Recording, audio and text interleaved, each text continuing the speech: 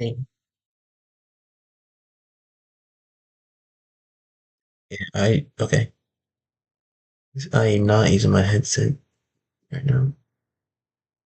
This is pretty no point.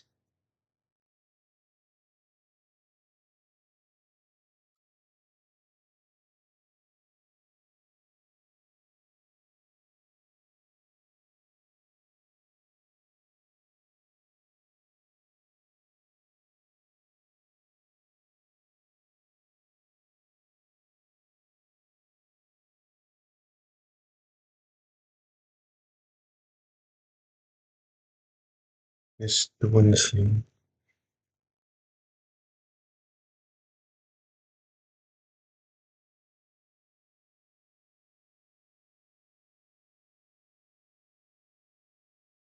I don't know if I'm gonna put on my typical music or not.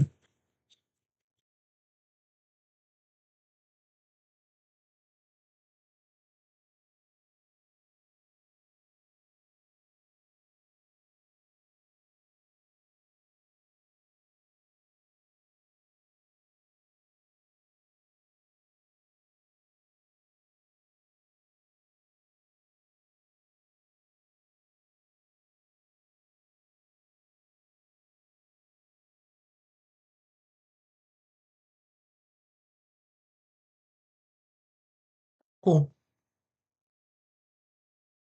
No, you excited for chapter 5? It's literally next less than like a week.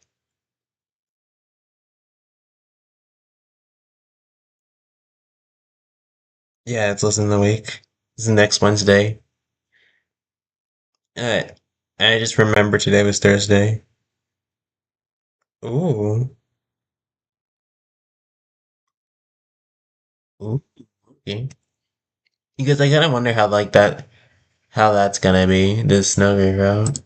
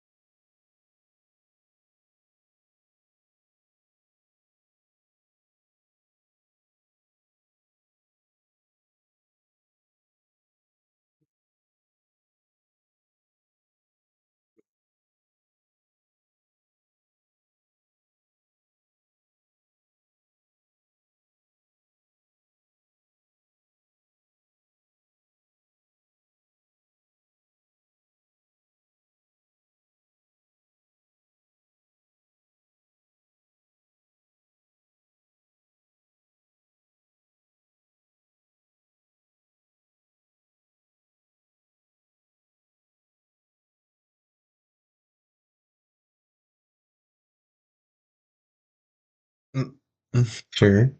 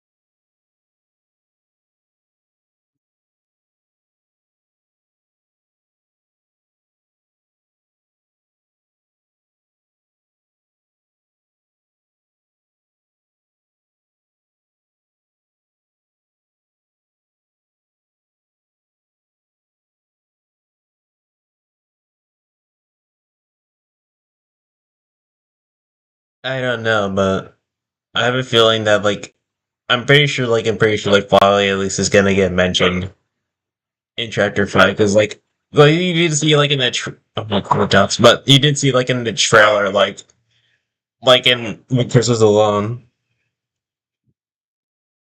Oh yeah, you did.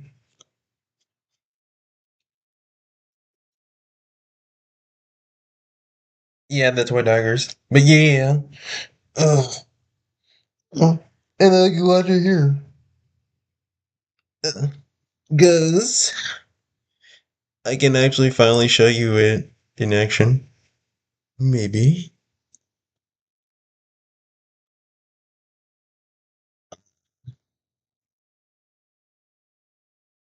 Is it? Yeah, there we go. Even actually, I should probably take away the text since I got my crackers now. But yeah, she's yeah, she's just gonna be Rayman at the moment for now until I actually work on her animations. But these are just placeholders. Stinks.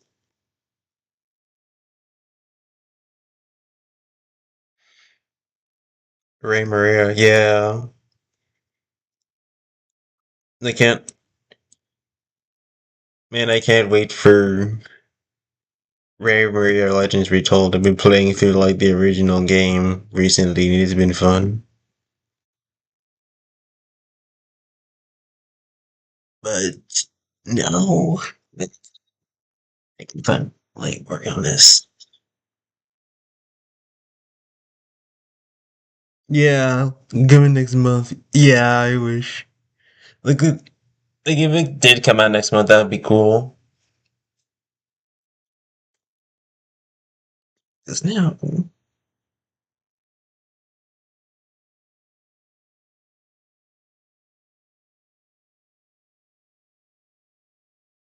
yeah,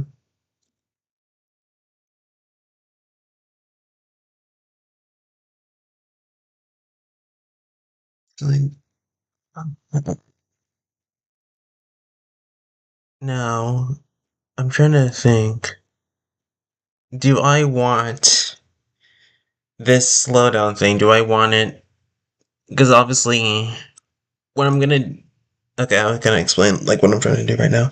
Because like right now, yeah, there's water here, but this will soon be like I'm gonna make it eventually into like a different thing where like if you run in it, it'll like slow you down.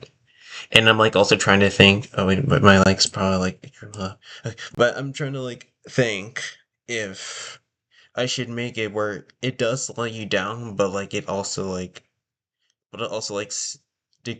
makes like the boosting timer go down faster. If you know what I mean.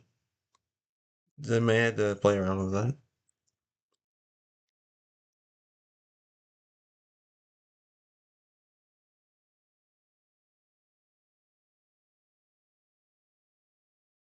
Hmm. Sorry about this. As boosting is.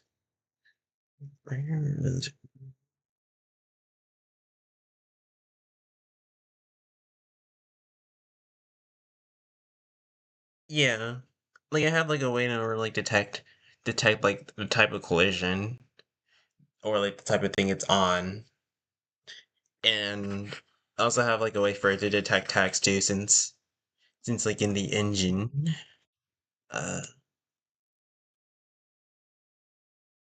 I can like put tags and like extra stuff on it.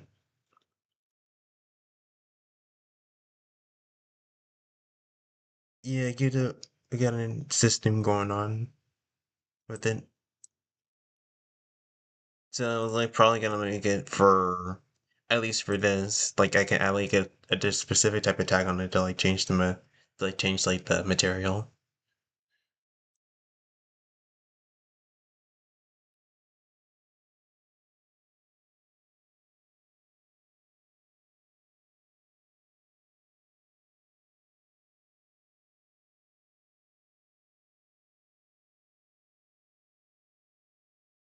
Calculations, maybe.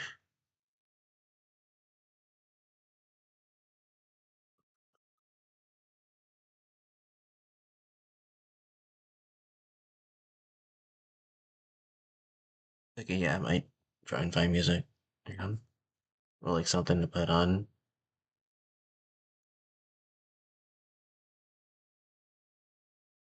Hmm. Sure.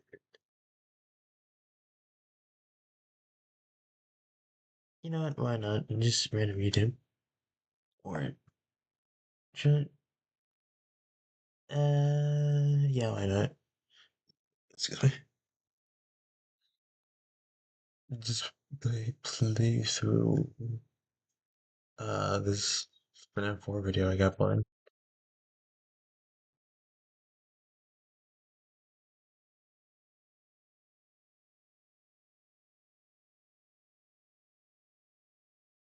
Yeah, just put it on.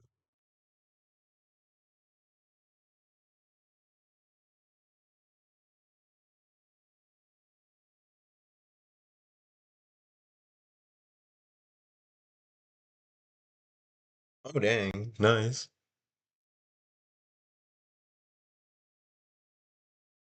What is your optimal Pokemon team that you got?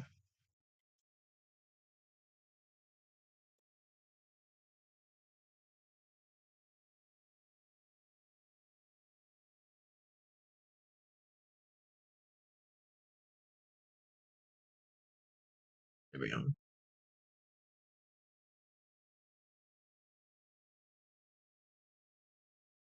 Just maybe some type variety. I see. I know it's mostly just one each type. Uh, so what is like your Pokemon team, like Pokemon exactly that you got?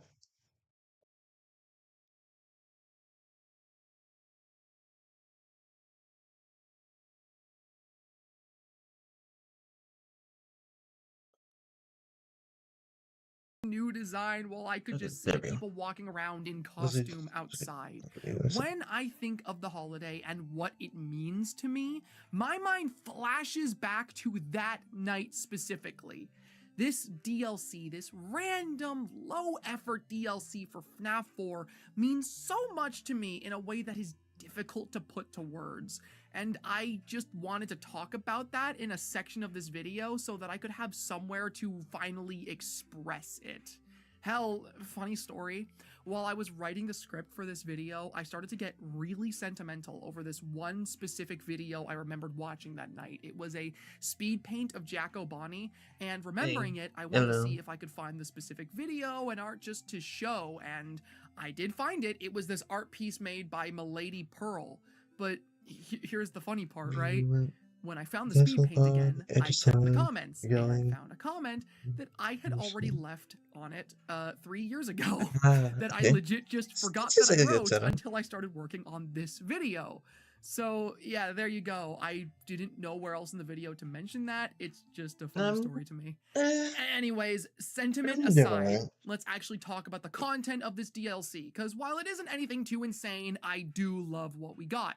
Yeah, First I'm, things first, I'm doing the good, new at least for characters. today. FNAF 4's Halloween Edition added 5 new characters. Those characters being the 2 Jackos, Jacko Bonnie and Jacko Chica, Nightmare Balloon Boy, Nightmare Mangle, and Nightmarian.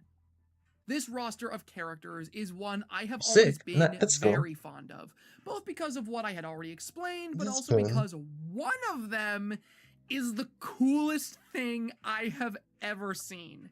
That's Yeah, pretty I cool. can't help it. I need to yap about Yeah, him, yeah, fun. Nightmarian. This guy right here. I This don't is Dark care if it's Mangle. cheating to say this. Yeah. I don't care. Like, honestly, I forgot, like, Nightmarian is Nightmare Mangle legit tied existed. with Springtrap for being my favorite FNAF character. Am I am Like, I am I allowed to do that? To have two I already favorites at know, like, once?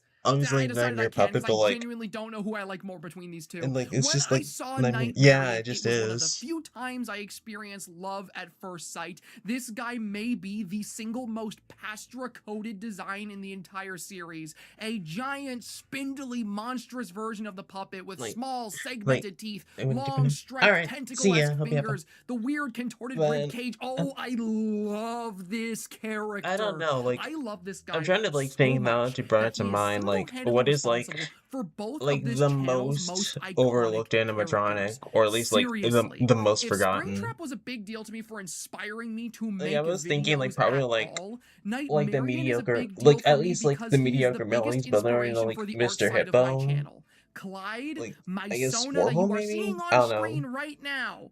Nightmarion was Because one like of the I don't know biggest if like the mediocre inspirations for him, melodies have like something that any I've sort of even like, mentioned in the past. My I mean like literal aside from Mr. mascot that I Hippo, we used already to know that, but represent the myself Explorer, online was inspired by this nasty ass nightmare puppet, and it the doesn't Red Man. stop there. Because as well as that, I just couldn't stop there, I guess, because when I had designed Lankman, I also took heavy inspiration from Nightmarion to make him I guess that too. kind of like This counts. character was the blueprint for my two I have favorite characters monkey I type. ever made. Yeah, I Like, know that Red is Bear. insane to It's me, like and I have never monkey been able type to raider. properly express that in a video, Yeah, so here we are now.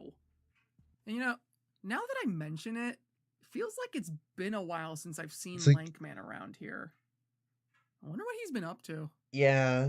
Anyways, more Nightmarion Like yapping. honestly, I It's kind not of feel like even because like just the design I I kind of love like about this feel like freak. It's the whole thing kind of everything. started, or at least Nightmarion like may just started be to a develop reskin with of like, Nightmare in this DLC, but he's because a like I've been like, damn good this one. is The like renders of him at in the least what I'm halls and getting in the from like room, watching the video perfection. His that I voice kind in of like UCN, agree with little is like with FNAF 4 story, like at least kind of like was a favorite voice in the sort series. of a Cool as starting fuck. thing His lore, towards that. vague as shit. We know next to nothing about him. But a lot of people theorize he is Death incarnate, which is awesome. Love me a good Grim Reaper character. That is my headcanon. His UCN mechanic, awesome. Him and Help Wanted, awesome. Fan games, you'll never guess it, but bro has the best design in Frick Bears. I have no bias. I simply Oh explain yeah. things as they are. Nightmarion in Frick Bears is the best FNAF design ever. You can't argue with me on this. Like, I'm a but I will YouTuber. like I say have a lot of too, subscribers. I'm right. like So yeah, if there is like one also from the takeaway video from this too, video I want you he to also have, like it's that mentioned Nightmarion is the the coolest and I nightmare love him, animatronic and we should designs. probably talk about the other characters now.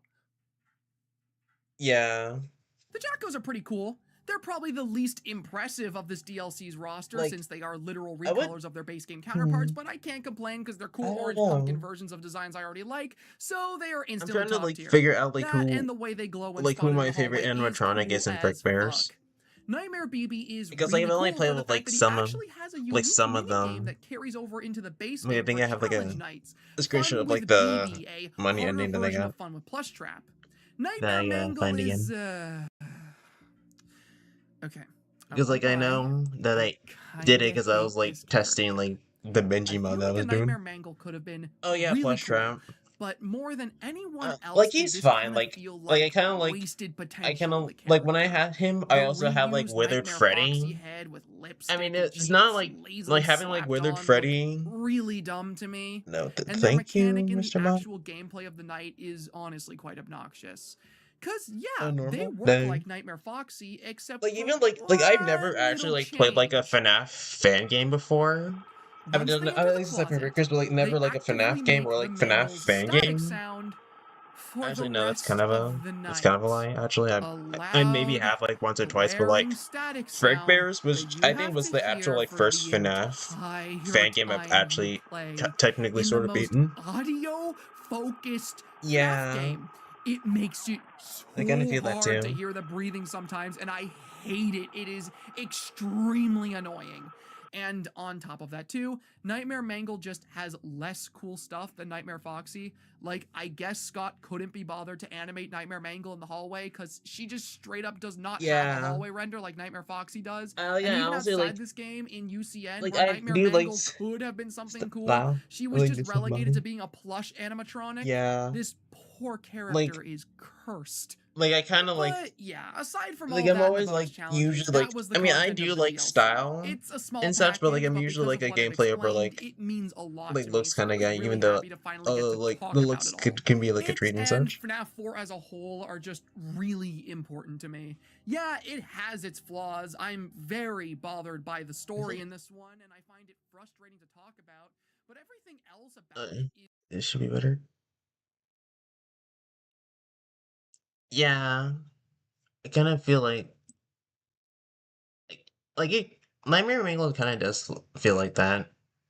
Uh, And like having like a nightmare version of Mangle too, thinking about it, because like aside from like the other like nightmare animatronics, like obviously like the Halloween Jacko Bonnie, Jacko Chica, Nightmare Mango, and like Balloon Boy, like at least even like Balloon Boy, I kind of thinks it kind of makes sense. Yeah, like I'm not even sure like if like Nightmare Mango wasn't Frick Bears, I'm not even sure what their mechanic would be. And oh, Peak okay, my FNAF thing first 2. was like, I love the designs, the presentation, and the atmosphere. I think the yeah, gameplay is amazing, and the Halloween DLC holds a very special place in my heart. And that is why FNAF 4 is going to be going in S tier, and FNAF 4's Halloween edition is going in God tier. So this is gonna look really, really funny for anyone who clicks on any of the other yeah, videos like they of did in the Easter original eggs in too, the in like series, the and you FNAF see 4 Halloween the update. ghost at the end without any Like Nightmare consequences Balloon Boy passed. replaced I think that's Plushtrap, probably one of the most crazy things and that I've obviously seen Puppet in replaced like B tier Nightmare known, recently. Meanwhile, FNAF I 4 think, itself going in S replaced tier. And uh hey, you were actually Nightmare. here to watch this one, so you know Well, like, we're actually gonna they let also you did like the okay VR this games one. too. But yeah, I no, mean, like actually no, they were. the thing about FNAF I 4, actually don't right? know Yeah, if Nightmare was in I FNAF was VR. very hard on it narratively. The story of this game annoys me. I think it's way too convoluted for its own good. I think that Yeah, honestly, it's a game that doesn't really add much to the series outside of confusion. However, one thing that I feel is going to yeah, I kind become of do feel pretty that. decently apparent with FNAF games going forward is that I very much put the presentation in the game of the games and the gameplay of the games over the story because you know at the end of the day, FNAF story is going to be convoluted and ridiculous past this point anyway. So I guess Because in like a kind of way, like the some of the FNAF. later games in the series lowered my standard a bit Actually, for FNAF's writing, but hmm, I will gladly put like gameplay and FNAF, presentation over the story for any FNAF game. And FNAF 4 having such excellent gameplay, really. I don't I guess care that's if the also true. story is the aspect of it that I dislike. Meanwhile, with FNAF 2, that game, Like like, like yeah, I like the story, like I even like the like in some presentation, of the but FNAF the games too, he graphics kind of like has presentation like for that that one got knocked kind of down like a peg humor, like that so sarcastic kind of humor. Because badly. like And then, of there course, was like this the Halloween okay a edition, yeah, story it's I not like a think crazy departure from any other.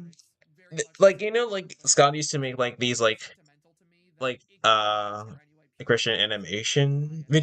I videos, love that and Halloween like edition to death. I It's very, very good content. It's I probably the actually best do have one of them, other addition to that and like game even in back then FNAF that series. humor It's was like my always favorite kind of piece still of Halloween there. content ever made. So Yeah. that's the game's tier list. Let's move on to the animatronics tier list now.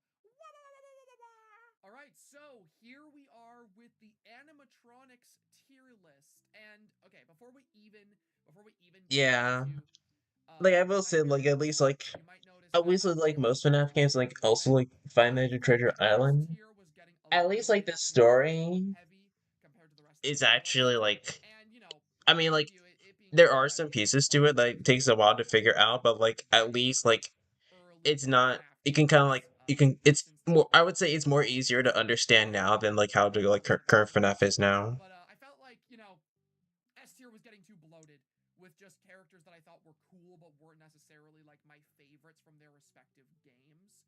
So I moved quite a lot of them down to A tier. I moved Shadow Bonnie down to A tier because I've always had a stronger preference for Shadow Freddy.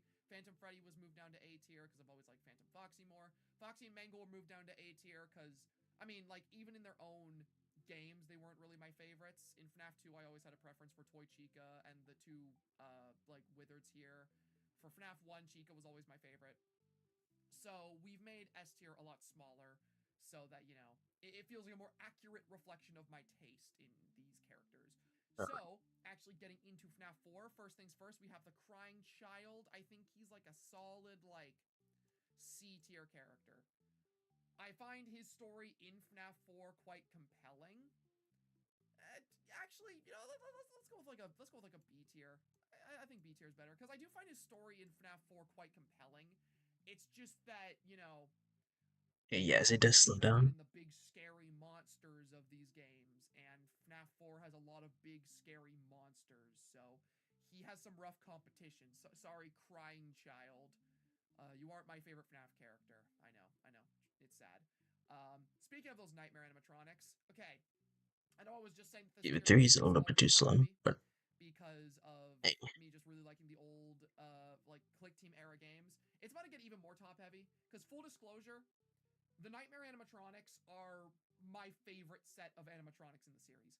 I feel like that is the most obvious, like, Pastra thing to say. I I don't mean, know. oh my god, of course, I Pastra's kind of like favorite just set of looking through like animatronics is Twitch the and ones with the teeth and claws. Like, yeah, yeah, you can get your see laughs some shit right out. now. Go ahead, make your I don't know. comments about it. I like the nightmares, sue me.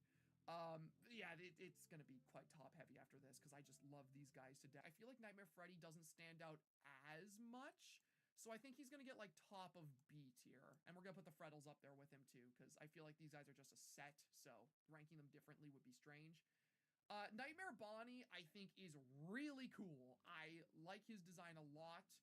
Um, his door mechanic, of course, is like my favorite mechanic we get in the whole series. Yeah, Does kind of suck that, in the future in UCN, he ends up getting a really lame mechanic by comparison. But hey, we're talking about FNAF 4 here, and he's awesome in that. So we're going to give him like high A tier. Nightmare Chica. Okay, Nightmare Chica goes right up there next to Toy Chica in S tier. I don't think she quite overtakes Toy Chica because I like that character just a little bit more. But like, I mean, it's obvious when you look at the S tier. I have a strong bias for Chica. I think out of the main 4 animatronics, from like the FNAF 1, Chica's always been my favorite.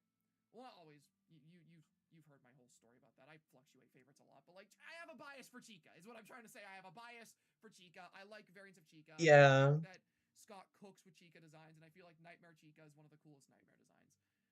Nightmare Cupcake. I don't know, like C tier. Like yeah. I it's kind of fine. think like Cupcake. like the cupcake and being like nightmare. I think was like pretty funny. I don't feel like anyone's gonna say that Nightmare Cupcake is their favorite FNAF animatronic.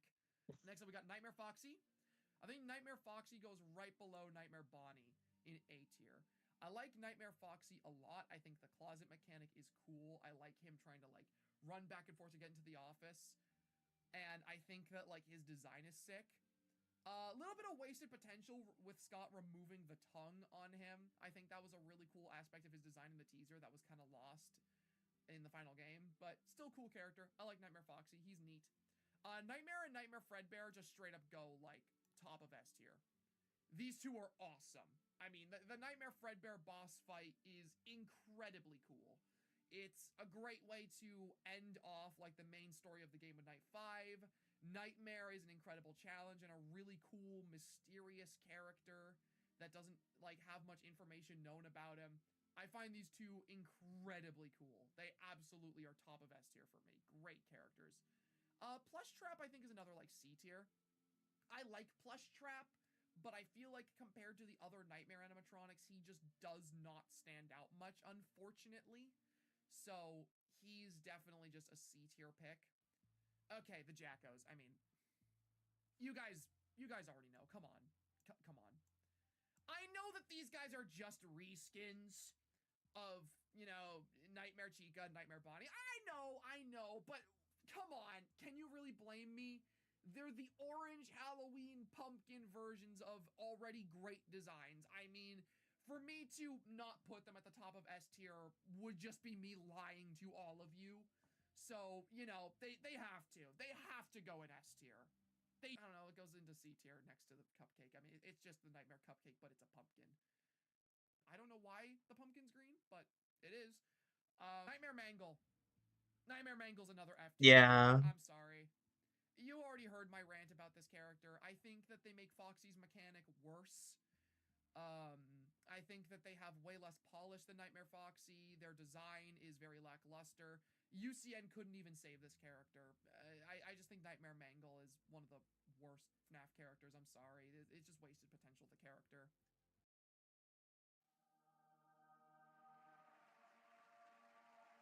At long last, Zack has finally found a character he hates more than Toy Bonnie, which means the curse has been lifted and I'm free! I'm Bonzi. Watch FNAF 2 Revisited to find out more about me. Nightmare BB. Nightmare BB's like, I think he's like, I think he's like a top of B tier character. I really like Nightmare BB. I think that Yeah. he's not as cool as the other as some of the other Halloween characters and compared to some of the other Nightmare animatronics, but I think it's neat that he gets like his own unique version of Fun with Plush Trap that exists even in the main game. I think his voice lines in UCN are again really Yeah. fun. I like that there's just a Like they heart kind of to Fun with like Plush Trap with him. He's solid. And yeah. okay, you guys already know. You guys already know. Nightmarian goes into God tier with Springtrap. I literally have no It's section of the video freaking dedicated quotes and about Nightmarian. and like Genuinely, if Ultimate Springtrap Custom and 9. Nightmarian It could was like, be am I the fused shiniest? I'm like, into okay, bro. one character, just become one thing. I don't know what that would look like, but if they were fused into one, they would probably be my favorite character in fiction. So yeah, like these two are probably going to be the only God tier characters in this entire tier list because these are the only two characters that are like so important to me and I'm such a fanboy of that they deserve Yeah, to but have I their might own look in tier here list just above quickly. everyone else on the tier list. Nightmarian is just the coolest Oh character ever, gosh. and if I had to pick between him and Springtrap, I I just only do this can't wait because to I see had to them. look But yeah, at like what I there can do is my next. FNAF 4 entries to the tier list. As always, feel free to flame me in the comments for my terrible, terrible That's all you're opinions. gonna see. Or be sure to tell me how awesome my opinions are. I don't really care either way. Pop off. Yeah, I will see you all in the next video. We're gonna have some fun tier list placements for the next one because it's FNAF World and these character choices are fucking absurd. All right, going over to conclusion scripted pasture now. Bye bye. So, yeah, that was FNAF 4. Out of all the games I've revisited, this one and FNAF 3 both left me feeling incredibly pleasantly surprised. I don't know, I guess after how much FNAF 2 got on my nerves, I expected to feel more negatively towards these ones too. But aside from the writing, which I admittedly don't like with most FNAF games nowadays, I found myself liking these two entries more than I used to. Here's to hoping I can say the same for the next couple of games coming up. Either way, though, that'll be all from me for now. I hope you all enjoyed this video as much as I enjoyed making it, and I cannot wait to see you here again for whatever my next project ends up being. Goodbye for now.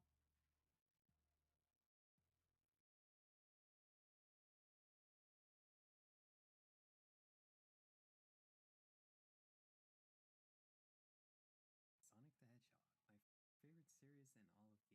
With over 100 games, multiple animated series, comics, and now even movies to his name, there is an absolutely insane amount of interesting trivia, Easter eggs, theories, and lost media throughout the franchise. Enough for me to make this almost 600 entry iceberg. We obviously have a lot to go over, so let's not waste any time. This is the definitive Sonic Iceberg Explained. Fun. Layer 1. Rad Mobile. This is an arcade racing game developed by Sega, and throughout the whole game, you see this little blue-armed Sonic figure hanging from the rearview mirror. The interesting thing is this game was released in November of 1990, There we go. 7 months before Sonic 1, making this Sonic's first official appearance. A fitting fun fact to start off this very long iceberg. Hidden Palace Zone. Easily the most famous piece of cut content from any Sonic game. The Hidden Palace Zone was originally intended to be a, as the name implies, hidden zone in Sonic 2, accessed by falling down that infamous giant spike pit in Mystic Cave Zone. According to Yuji Naka, you were originally going to unlock Super Sonic after beating this zone. However, due to a combination of Sonic 2's hectic development and memory constraints, it ended up as one of several zones cut from the game.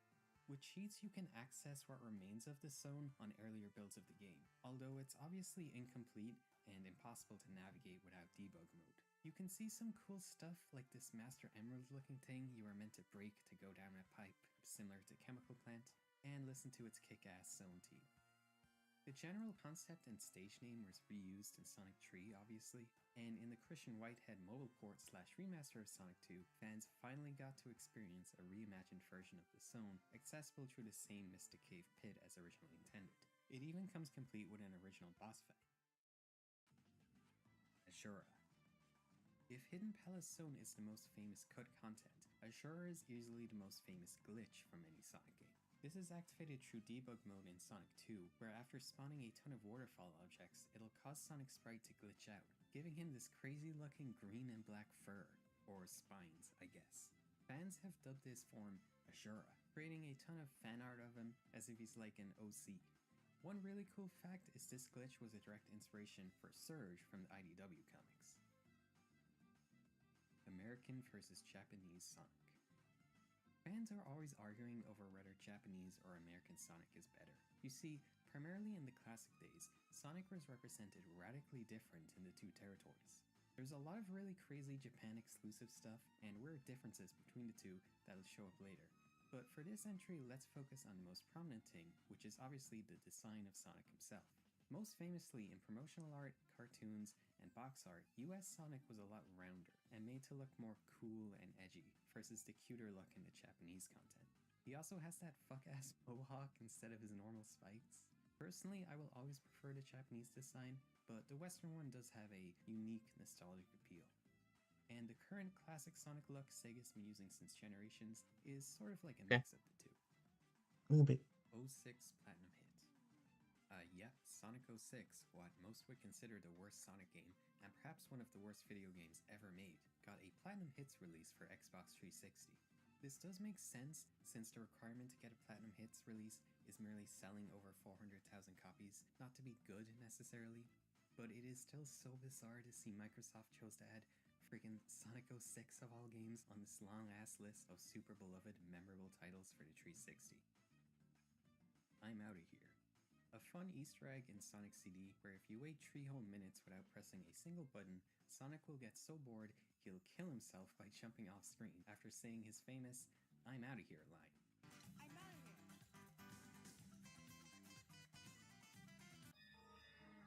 Resulting in a full-on game over even if you have multiple lives. Another really odd fact is that according to Masato Nishimura, who voiced Sonic here, he actually says "I'm outer here" with like an ER, like the animal. What? Okay, now What does that do? hear it. It might. CD sound test Easter eggs.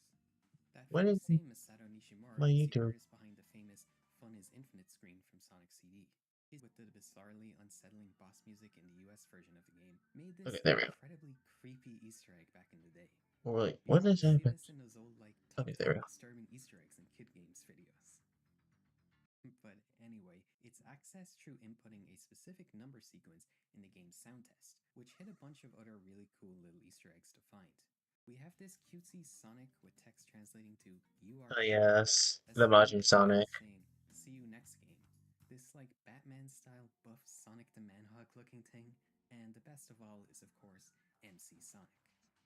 Come in, bad boys. There is one more that I think is a bit less well known. Inputting 070707 lets you play a completely unique special stage with a giant Robotnik face in the background, and after beating it, you'll get a hidden staff credits. Pretty cool. Chao in Space. This is a reoccurring gag seen in various games from Sonic Adventure onwards, being a poster for an in-universe Chao in Space film franchise. Adventure 1 obviously had Chao in Space 1, Adventure 2 has Chao in Space 2, with its poster being a cute reference to the game's own light versus dark motif. Then in 06's Crisis City, you can find a ruined Chao in Space 3 poster. Generations shows us a billboard for Chao in Space 4, as well as Bo Chao in Space, The Search for Tikal, and Chao in Space 2, Perfect Chaos Strikes Back, both being very obvious Star Trek and Star Wars references. Where's that damn fort, Chaos Emerald? Really funny line from Shadow the Hedgehog. Where's that damn fourth Chaos Emerald? I guess since the realistic guns guaranteed this game would get a 10+ rating, Sega felt they had to lean into the edginess by having Shadow frequently drop very PG-13 swear words. And this is an example of it at its most unnecessary and tryhard, but in a very charming, kind of funny way. Disgusting black creatures, get out of my sight. Funnily, to get the fourth Chaos Emerald in Sonic Generations, you have to beat Shadow's boss fight. I wonder if that was an intentional reference. That's cool. I remember like having like a The main when I was younger. I remember like having like a tie-dye shirt with just like classic Sonic on it. most I remember popular like my Sonic brother, my games older brother had have like Sonic CD confirmed the like a replacements, similar which shirt, most but with people like always the forget. modern song design. I There remember were that. plenty of write-ups Like on on some days Twitter we used to about like one wear it fan together. or It another was fun. lamenting, describing him as returning to his original time at the end. Other weird things is that it places Sonic 4 at the beginning of the modern era, and there are some other minor errors slash retcons. Dragon Ball Z.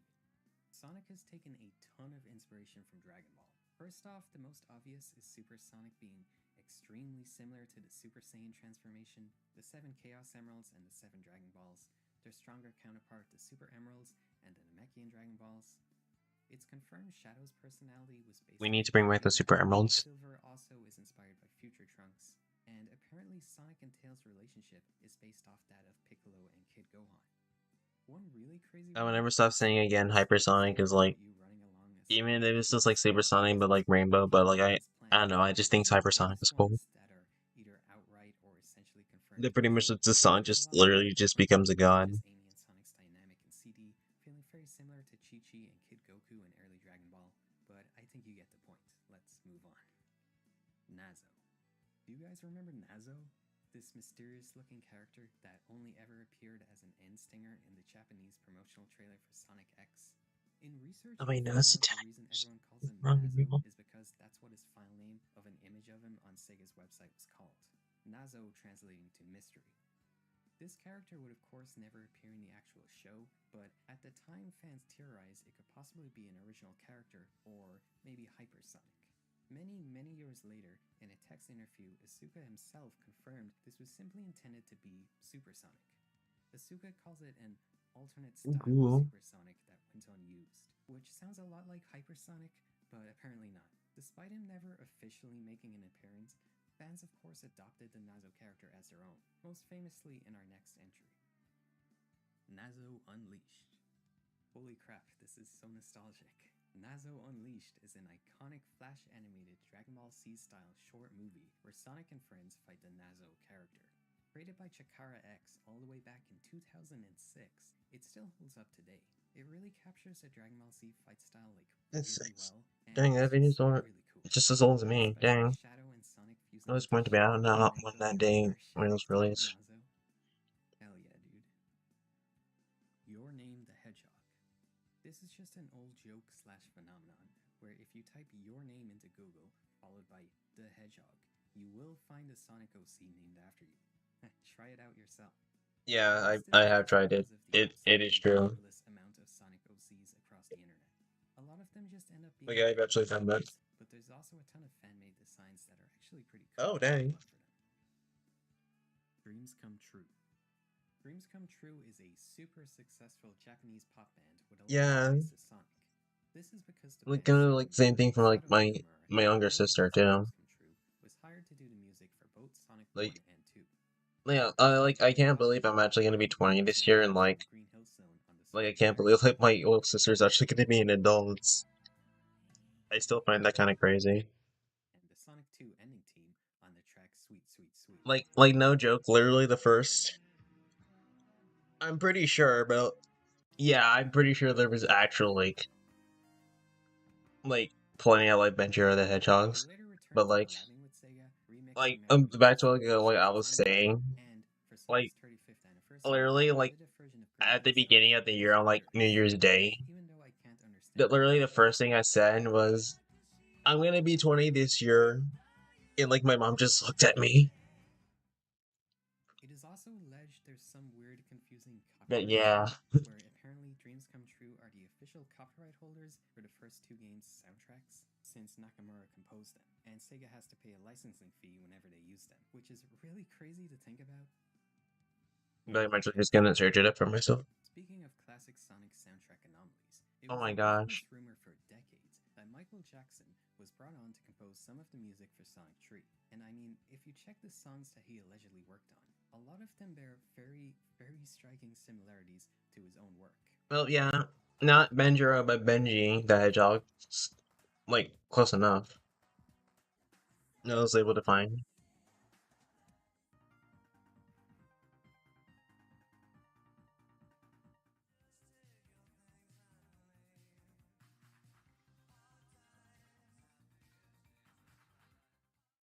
So, yeah, anyone can tell this is true. However, for whatever reason, Sega refused to confirm it and has even outright denied the rumor several times, even after Jackson's keyboard player, Brad Buxer, confirmed it and gave details on his work in a 2009 interview.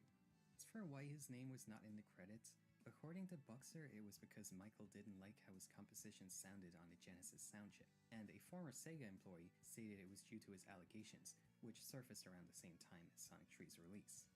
One really unfortunate consequence of this is that Sonic 3's soundtrack and the game itself is stuck in some weird limbo because of it, with rights issues to the music being the presumed reason Sega almost never re-releases the game, and why we had to wait till 2022 to finally get a Christian Whitehead-style widescreen remaster of Tree and Knuckles. Fan games. There are a ton of Sonic fan games. There will be at least a few mentioned throughout this iceberg, but my favorite is either Sonic Roboblast 2 or the S Yeah. game, where you play as Silver and Sonia. I played those a lot back in the day. Thankfully, Sega does what Nintendo don't here and actually appreciates their fans' hard work and dedication to make completely original Sonic games for zero financial gain, instead of just cease and desisting them. In fact, Sega is so cool with fan games, they hired a team of fan game devs to make Sonic Mania. Flicky Origins. Flickies, the little blue bird guys that pop out of badniks, actually originate from an arcade game Sega put out all the way back in 1984. Flicky the game is actually just a blatant clone of Namco's Mappy, but yeah, I guess this retroactively makes Flicky the first ever Sonic character. And I suppose it also explains why Sega seems particularly attached to them as opposed to the other Animal friends. Lock-on technology. There's a lot of interesting development stories from Sonic 3 that'll show up later, but essentially due to a combination of its insane scope, cartridge memory limitations, and tight deadlines, by the time the game was set to release, the team had only completed about 50% of the stages. So Sonic 3 essentially released as half a game, with Tree and Knuckles coming out half a year later as the second half. The cartridge having this incredibly weird-looking slot on top of it that you could then attach Sonic 3 to, creating the true, complete, original version known as Sonic 3 and Knuckles. As a bonus, connecting Sonic 2 to the Sonic and Knuckles cartridge allows you to play as Knuckles in that game, and although they could not get him to work in Sonic 1, connecting that instead allows you to play endless randomly generated Get Blue Ball stages. Some people criticize this as being like the first mainstream example of DLC, essentially making you pay extra for the intended complete experience. But I also think it's a pretty incredible achievement. I mean, there's a very real alternate timeline out there where Sega deemed the lock-on stuff too expensive, or they just couldn't get it to work, and they instead simply Um, forced the team I'm to gonna face try the to like overwhelming at cost. least make it But instead, we got what where many like would consider the well, I best guess Sonic it's game, like if you want to one like of the greatest video games modify ever like the made. game, Magic Gloves. This it'd is a probably be like a slightly mixture of both. obscure Like but since like easy to miss upgrade in Sonic what I've games. got The Magic Gloves can be for found in like at several least for like the but player characters and surprisingly, like I some seem to have and basically found like both the the best objects in version the of game each is like different. everything is like However, attached to that's like a just JSON because you can file break these boxes to and find like them. has like The upgrade that like all facilities the are data really attached. cool too, That's how since I'm Sonic doing can it. grab enemies and drop So them into these tiny at least spheres someone that you wanted can to like add redirect yourself, something which you then to can it. throw to kill them. It would Mean hopefully Beans. isn't One of many strange, as very spin-off difficult. titles in the Sonic series, Like I'm Mean keeping Beans Mean like Beans is modding basically a Mario at Kart least. style I look am into like keeping in Lisa, mind the a bit when I'm imitation making Bowser's this. game, this just being a localized version of Puyo Puyo. The really interesting But thing is that this game is yeah. specifically an Adventures of Sonic the Hedgehog game, where Robotnik using his design from the cartoon, and other characters like Scratch and Grounder showing up as well. And this weird piece of Sonic history was of course called back to in Sonic Mania, with Chemical Plant's boss fight being a Puyo battle against Eggman. OKKO. Probably the most underrated Cartoon Network show. I love its occasional moments of crazy nice animation and its distinct art style. Oh yeah, and the Sonic crossover episode's pretty cool too. I really love how Sonic and Tails look in this show's style, and you can tell there was a lot of passion put into this, and there were some true Sonic freaks on the team. Sonic and Tails both feel very in character, and there is a frankly absurd amount of references throughout the episode. Ingus. This is a line from Adventures of Sonic the Hedgehog. Snooping as usual, I see. Yes, The famous Pingas. soundbite becoming an absurdly prominent meme in the YouTube poop community. Actually, now that you say it, it kind of does.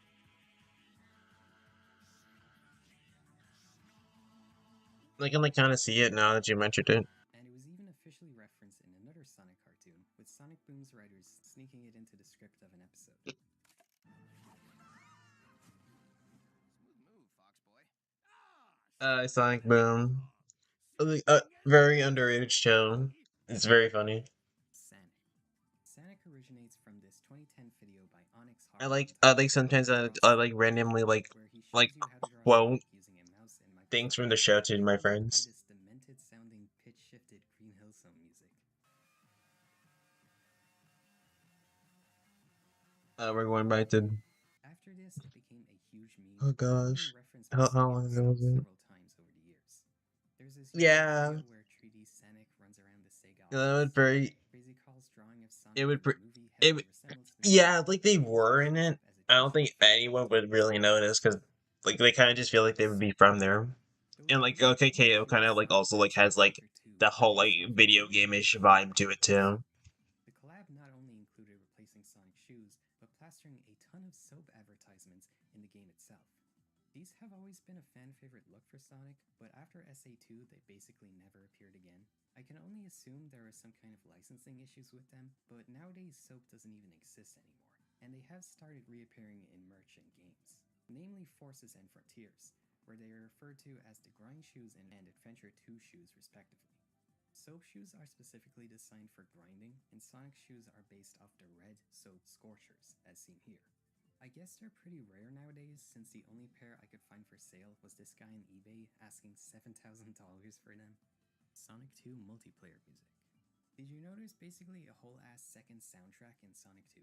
Yeah, in the multiplayer mode, every stage has an alternate team. Well, up to Oil Ocean at least. They're basically remixes of the normal ones, and they're actually really freaking good.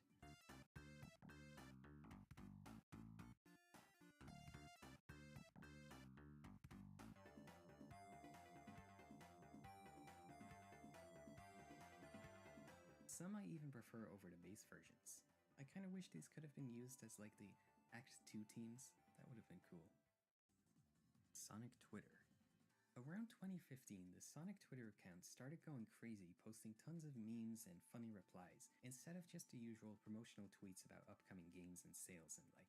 This was after Aaron Reber took over as Sonic's social media manager, saying he wanted it to reflect Sonic's own cocky personality and Sega's irreverent, aggressive marketing of the 90s.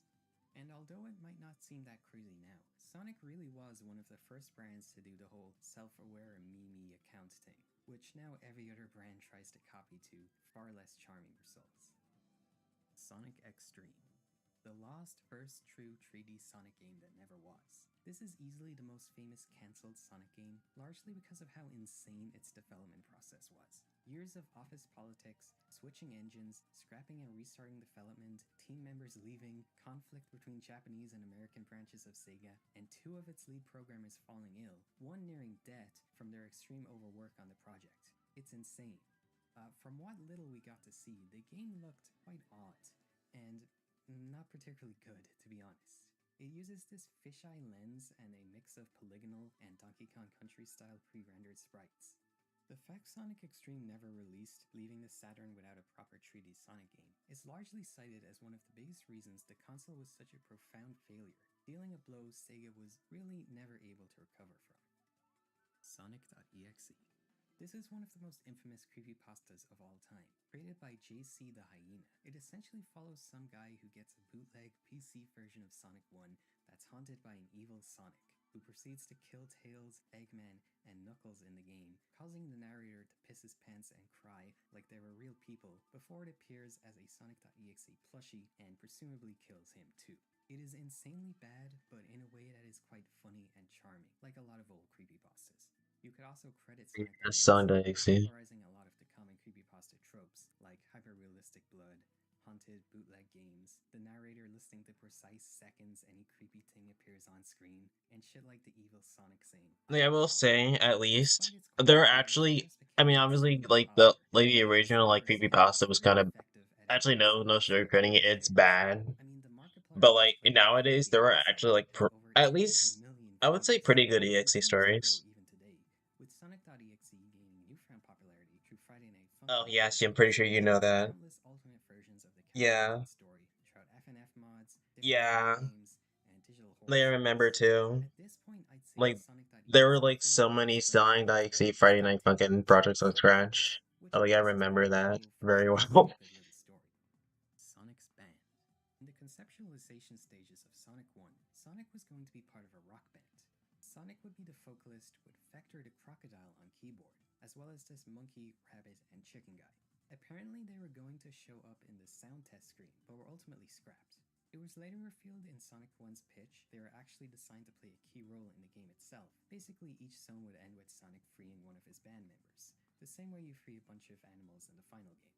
I Although think I the also voice like effects had made been salvaged and like remade for Knuckles' I was like characters, these characters were remakes like released some of the in Sonic.exe they did show like up projects with like as someone Bryant else and too. Knuckles' band in the That's not original on the site Sonic anymore, but like I Unleashed remember that I podcast. did it. In Sonic Unleashed, if you look closely inside of Eggman's floating egg carrier, you can spot he has a Sega Dreamcast inside.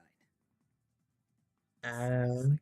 This is a really yeah, that famous one. old image from the Dark Age Yeah, showing that one. humanists repeating I remember scenarios doing that that they one with once found Benji. themselves in. I think it's Basically, still in on step there. one, a new game is revealed. It looks awesome and everyone gets I'm excited, actually gonna look for that. saying, this time it'll be a good game. Then step 2, more info releases. I'm pretty confident that I Apparently the still game have was that. sent some dumb gimmick, and hopes begin to fall. And finally, step 3, the game releases and is It was critically like slammed, I think it with was like fans calling it a close when I disappointment made and saying that. they'll never fall It from was grace. like Only fans who close have to experienced and seen the my highlights. I do feel this I is think pretty accurate, honestly, my I think especially my considering it was made 17th around the time of birthday. Unleashed slash The Black Knight, since those games are heavily hyped up Because like I in remember like 5 someone and remixing 10. it, making Sonic it playable, Knuckles which is and pretty cool. Eggman. Ugandan Knuckles. This is a dead meme from 2018 of this little That one fat should be Knuckles cool. that talks in a Ugandan accent.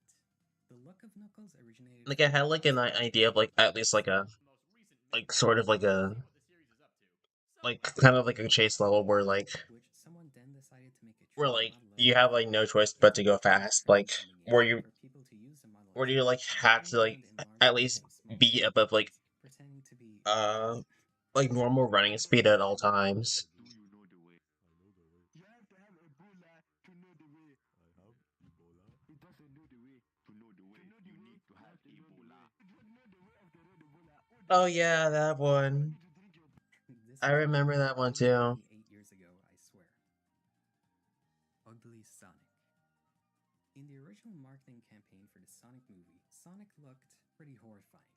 Largely dubbed Sonic the Manhog, or simply Ugly Sonic, when his design was fully unveiled, set to freaking Gangster's Paradise for some reason. The backlash was swift and severe, with the sheer ugliness of Sonic's design making this a genuine mainstream story, even for people who have nothing to do with Sonic or even gaming in general. It got so bad, Paramount famously pushed back the But now release I'm like to looking completely for it. redo Sonic CG, bringing on the Sonic comic artist Tyson Hesse to redesign it, which saved the movie from being a complete failure and instead making it a huge success, which I feel had a huge hand in reviving Sonic's image and mainstream Where is it? popularity, with a feeling like he's more popular than ever today. The Barrel. Dubbed the Barrel of Doom by fans, this is a rotating cylinder that appears in Carnival Night Zone of Sonic. Oh It yeah. is infamous for how I horribly feel like obtuse and Elliot's confusing it is, brother, causing me, and I'm sure a lot of at you, least at the to time. get stuck on it your first time playing the game, inevitably leading to death after the timer reaches 10 minutes. I think the confusion comes from previous times the obstacle appears. You can jump on it and it'll move just enough for you to progress. But when you get to this particular one, that doesn't move it enough, and in reality, Yeah, I think you it's have too to push up and close. down on the D-pad. But there is nothing else that works remotely like this Sense. anywhere else in Uh, Sonic 3 or any of the previous games. You can okay, actually still find I think I videos on found it. TV nowadays of It random people doing was stuff like 16th Sonic. birthday. During a Q&A segment at a fan It was fest, close to my Taiko 16th himself birthday. was asked about it and actually apologized. すごい申し訳ないなと思います。本当すいませんでした。So I presume those people found that level quite difficult to understand, and I would actually be the person I responsible can't for find it though. programming that level. So I am extremely Is it? sorry. Thank you. It was like, oh, found it. I found it. I found it. Layer 2. Sonic X swearing. Yep, the Japanese version of Sonic X has Sonic swear in the very first episode. I think I sort of remember that.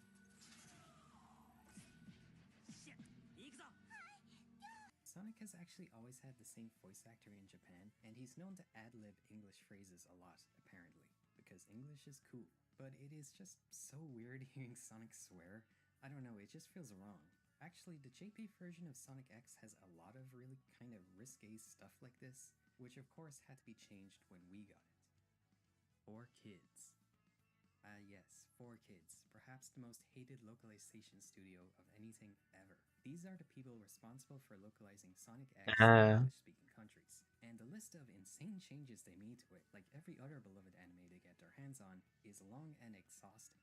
To give some highlights, they remove almost all the text on any billboards, not even like just Japanese text, any text anywhere for some reason. They completely changed the soundtrack. Obviously, Rouge's cleavage is erased, but only sometimes, and any lewd gags, blood, or references to alcohol is censored, which those are expected, I guess. Gunshots are changed to laser sounds, and they cut the eye catchers and any small scenes they can get away with from our commercial time. This is only a small list, and there are literally thousands of changes made throughout the show's run. Another very important thing that this dub introduced is what's referred to as the 4Kids cast, as due to location reasons, they hired new actors for all the characters, who then would also voice the characters in the games, which actually caused huge drama in the Sonic fandom of the time, most notably against Jason Griffith as Sonic. Why does Jason Griffith always talk like this, in this flatline voice that kind of makes him sound like a younger Big the Cat? And always, I don't know why his speech pattern is always like this. It sounds so fake, it's so bad. But honestly, I always liked the 4Kids cast. Maybe it's nostalgia, but I especially like Rouge. Hi. It seems like Eggman's machines are looking for you. I mean, no hate, but yeah. the new like Minnie Mouse voice just does not fit her at all. I'll have to watch my back. Oh, don't be like that. You know you can trust me to run a fair Yeah, race with you. I kind of do feel like This time. I prefer Rouge's Unfortunately, old the 4Kids voice rather voice than her new actors one. were changed, with only Mike Pollock remaining, because really no one can do Eggman as well as him. But yeah, 4Kids kinda sucks. But they did give us Gotta Go Fast, so that's something. Shadow Death Retcon.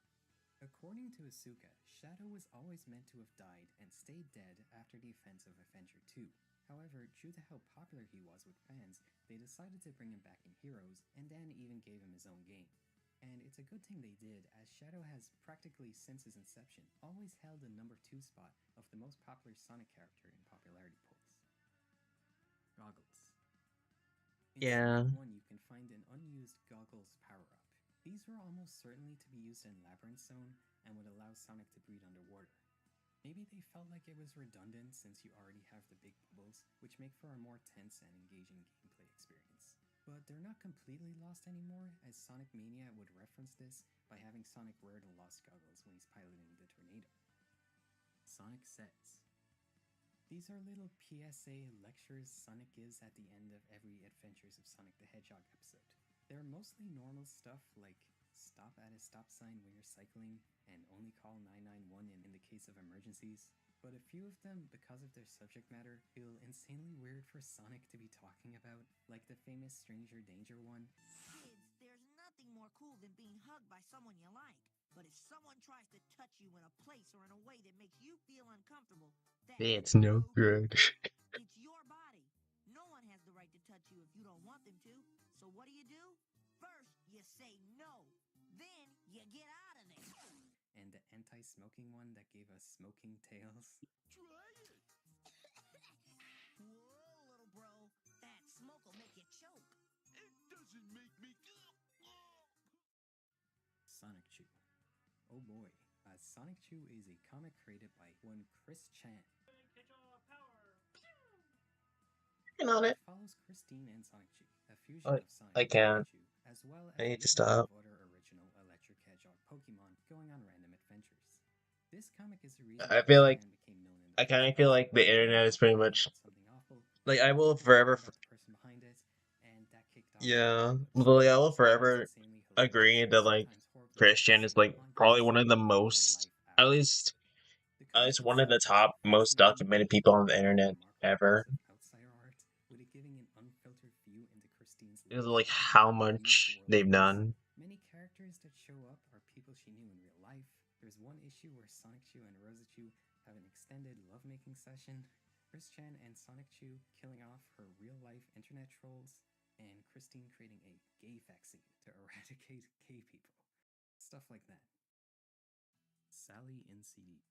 For whatever reason, the US branch of Sega was hell-bent on Sally being a canon character in the Sonic franchise, going as far as to call Amy Princess Sally in Sonic CD's manual, despite the fact they look literally nothing alike, which I'm sure caused a lot of confusion for American kids at the time. And Knuckles. This is another famous Sonic meme. Basically, just slap and Knuckles at the end of anything, and it's instantly funny for some reason. This is especially well used to make fun of games with stupidly long titles or excessively advertised bonus content. Hooters. During Sonic Force's promotional campaign, Sonic Team chose to partner with Hooters of all places.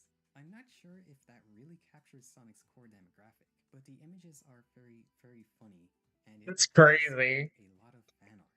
For the collaboration, participating restaurants served chili dogs, My and gave away gosh. Hooters branded Sonic coasters. Maybe. And insanely rare and valuable Sonic soap shoe plushies. That's wild. I did not know Apparently, they that. also played Fist Bump, which the girls That that danced to. that's And it's absolutely definitely that's well at done like editing. I cannot. Liz's That's backstory. actually crazy. Although she is one of the absolute best written characters in the series, Blaze has suffered a lot at the hands of Sega's disregard for consistent continuity. So, Sonic Rush establishes Blaze as the princess of the Soul Dimension. She ends up in Sonic's world, goes through a nice character arc, and works with Sonic to save both their worlds.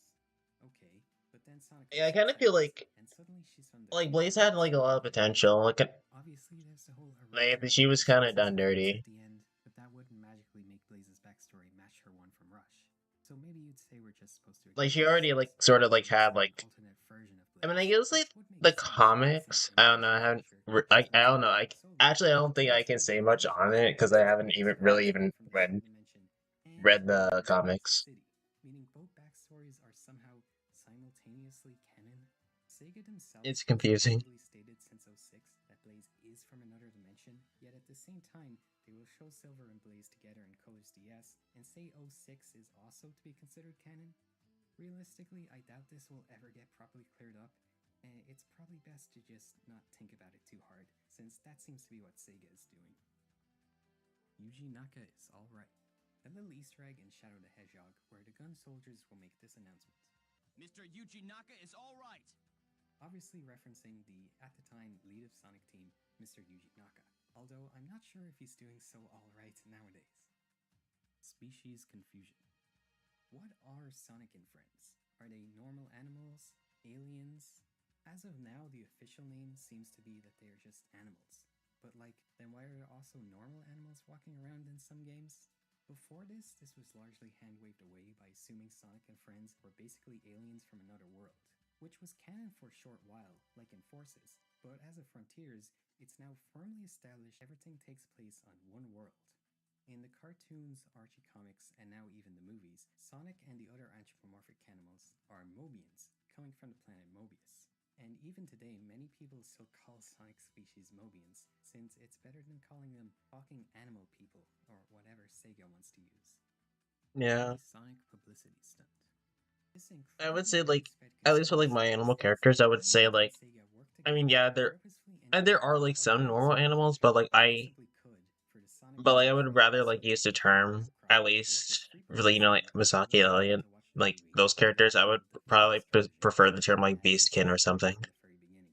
It's a funny idea, but I mean, this is obviously not true, as we have leaked production materials using the old Because Sonic there's design like different types of in Beastkin, public, as well as a ton of merch that and was it's like a released simple during name of Sonic like design.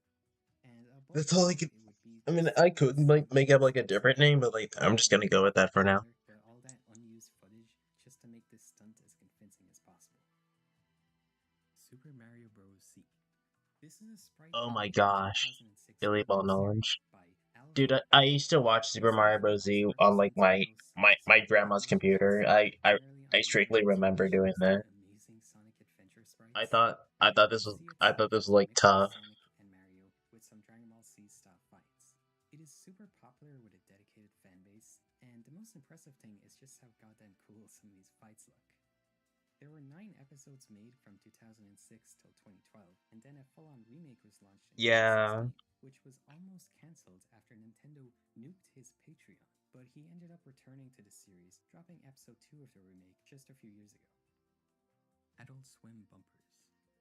There are actually 2 Adult Swim commercial things relating to Sonic. First, in 2017, Sega made an ad for the channel promoting the Sonic YouTube I'm channel, trying to. and in 2019, Adult Swim aired a bumper poking fun at fans over the movie redesign fiasco.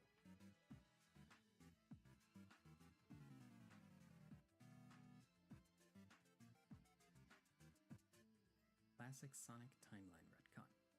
This refers to the frankly insane, quickly abandoned retcon Sega tried to do in Forces, having Tails refer to classic Sonic as that Sonic from another dimension.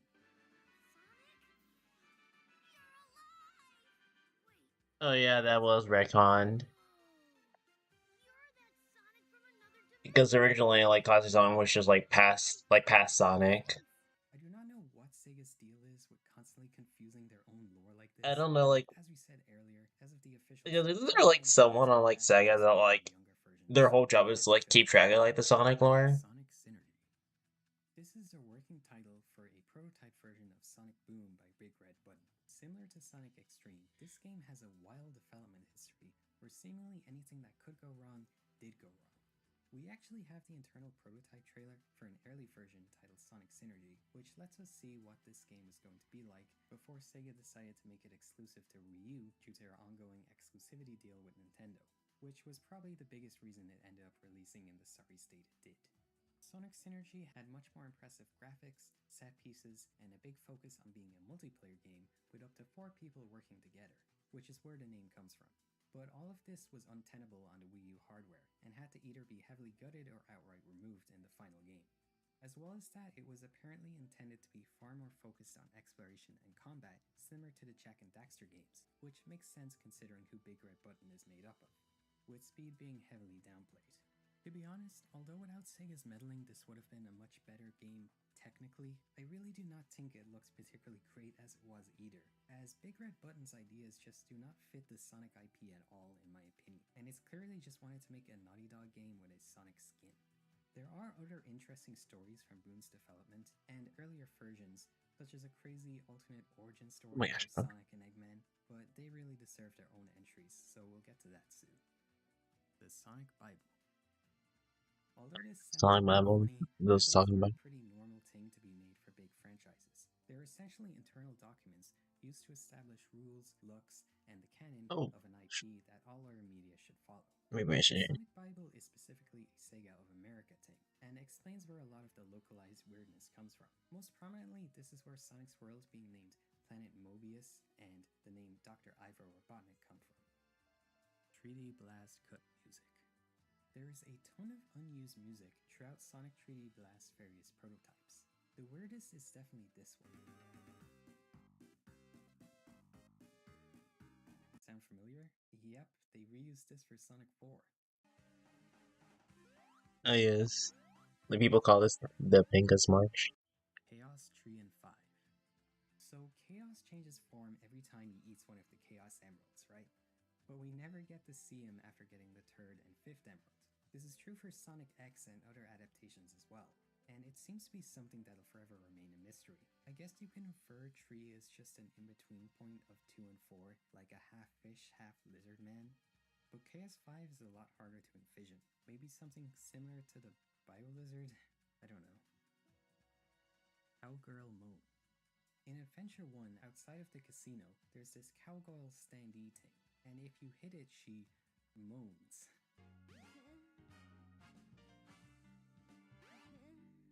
This was obviously removed from the releases outside of Japan. Deus Ex. In Deus Ex Mankind Divided, if you enter this little game store, on the shelf you can spot this very interesting Easter egg. It's a game called Knuckles, Knuckles, and Knuckles, and Knuckles. Tails Gets Trolled. Tails Gets Trolled is an ongoing webcomic by Laserbot, beginning on DeviantArt in 2011. which is kind of like the good version of Sonic Shoot. I find it hard to summarize just what Tails Gets Trolled is and why it's so cool, but to put it simply, it is a, although technically poorly made, incredibly entertaining and hilarious experience, both intentionally and unintentionally. It begins with Tails getting trolled, and from there spins off into a crazy war between the trolls, Sonic and friends, and an absolutely absurd extended cast, bringing in characters like Mario, Chester the Cheetah, Kermit the Frog, Batman, and a healthy helping of OCs. The comic can be incredibly crass, offensive, and violent, but in a way that is somehow really charming. If you're interested, either read it itself, I watch the forgot how series, crazy or this check out was. the beloved fan dub by Armac on the Ultimate Tails Gets Trolled YouTube channel, which covers a large chunk of the series. Big cameos. Big can be seen hiding in most stages across Sonic Adventure 2, but less known is you can actually make him appear in various cutscenes as well. To do this, you simply have to press the A button at predetermined times. And there's a similar gimmick in Sonic and the Secret Rings, where Alright, standing still let's at actually certain focus now. specific points in stages will prompt a big cameo. R2 refers to the cut second stone from Sonic CD. It's known as R2 as the zones in CD are referred to as rounds in the game's code. And there you can see it goes R1 Palm Tree Panic, and then skips over to R3 Collision Chaos. R2 was apparently going to be an underground stage titled Dubious Steps, and although we have very little information on it, it seems all but confirmed this area we see Sonic run through in the outro animation is the elusive R2. Given the visuals match its description, and it shows this weird ant-lying badnik who never appears in the actual game. Ken Penders. Ken Penders is quite an infamous figure to Sonic fans. The guy is an artist and writer who held great influence during the Sonic Archie comic days. He's widely disliked for his distinctive way of drawing Mobians and incredibly bizarre story concepts he introduced, such as inserting blatant Nazi analogs into the Sonic comic, and his bizarre obsession with echidnas, creating endless OCs that'd often take the main focus of the comic instead of actual Sonic characters, and generally being perceived as having a lack of appreciation for the established characters and lore of the very series he was working on. There's a lot of weird stuff from him that'll show up later, but undoubtedly the biggest impact he had on the Sonic series is the infamous lawsuit he and Sega got involved in. To heavily simplify things, when EA and Sega were releasing Sonic Chronicles, Penders considered Shade and the game's Echidna lore to be infringing on his own Echidna OCs, and this led to a court case which he actually won, resulting in Sega having to give up the rights to all the characters he created, and requiring a full reboot of the Archie comics to explain all his characters being removed. Macy's Parade Incident. This is a huge annual parade held in New York every year, and a Sonic balloon has shown up in several of them. However, in his first appearance in 1993, due to heavy winds, Sonic was flown face first into a light post, which tore his eye open, causing him to deflate and fall, injuring a random kid and police officer. And the very same thing happened again in 1995, and then in 97 his whole ass head got ripped off somehow. Dang. Christian fan art. This describes a bizarre trend where there is just a ton of Sonic fan art that is specifically Christian. I guess I'll show a bunch of them on screen now. As for why this is, I really have no idea. Oh yeah, Maybe it's strict the religious Christian reasons, Sonic thing. or more likely to get into I think Sonic there's like a since reason it's strictly why family-friendly, but still that has an element is. of coolness I and think it's because like creativity. mostly, at Although least of this like what trend, I especially heard, the more recent stuff, like is with somewhat like silly on purpose. only like Christian The majority families, of them people are like the families only like oh well, 25th at least had anniversary like stream. like their And kids to Sega like held play this Sonic huge games because like parade there's like anniversary nothing celebration really approval bad in for them. good and mostly bad reasons. For whatever And, reason, there was an and insane I amount of think yeah. technical issues throughout this whole stream. The Oh absolute my worst is that gosh, the hang entire on. I think I stream actually like has have this like prominent buzzing noise in the I background. like I like have one of those like Christian Sonic memes saved on my phone. I think. I'm pretty sure I just have it This just is randomly another saved version on of there. Sonic Forces and Mania, which was pretty cool and went okay on stream, but at the actual event, I guess they couldn't get it to work, so the guy controlling the screen had to like awkwardly look for it on his laptop.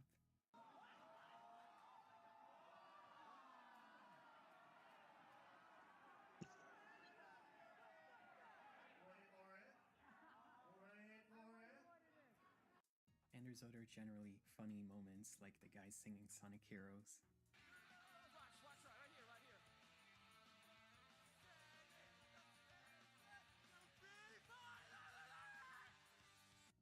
was in the Sonic costume just seemed so done with this shit. It's no doubt that this is going to be a really successful partnership. And so when we're thinking about, well, you guys know this, there's a lot of different Sonics out there. So when we're thinking about Pakistan commercial. Around the release of Sonic Heroes, But Sonic partnered with yes, McDonald's to release these cool Tails, little LCD Tails games. football, However, the Pakistan branch of McDonald's decided to create their own Sonic promotional video skateboarding, with full original animation, and as you can tell, AB it was tennis. extremely bad. A re-upload of this to YouTube went mega viral, sitting at over 10 million views today. Shadows basketball. Knuckles baseball. There you go. The real fastest thing alive. This refers to how Eggman clearly outruns Sonic in Sonic 2, so is he the true fastest thing alive?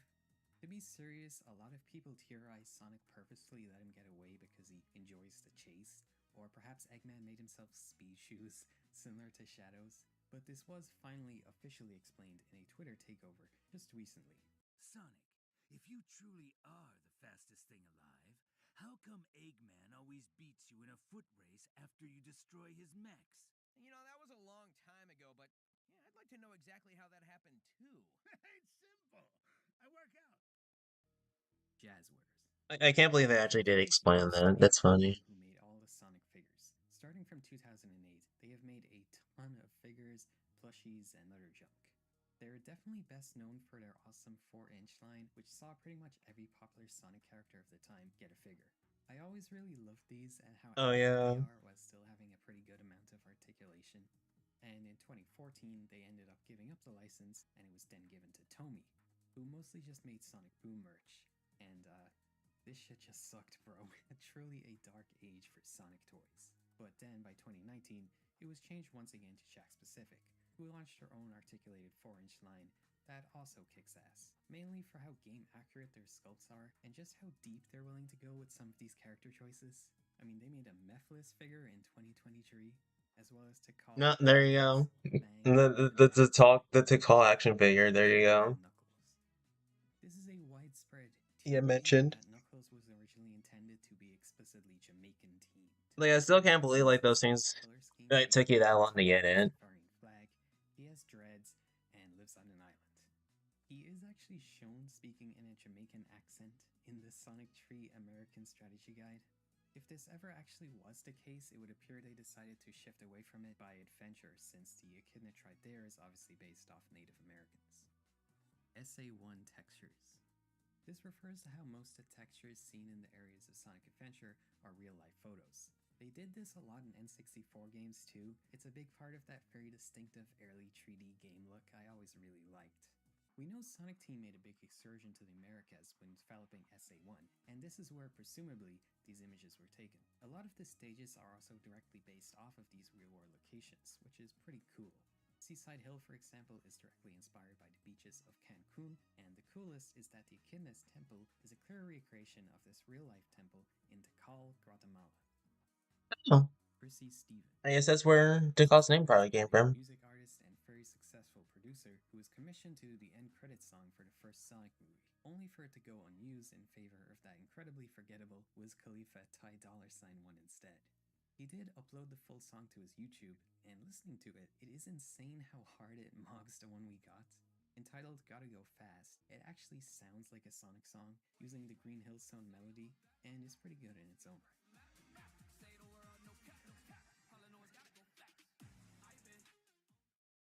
Moon inconsistencies.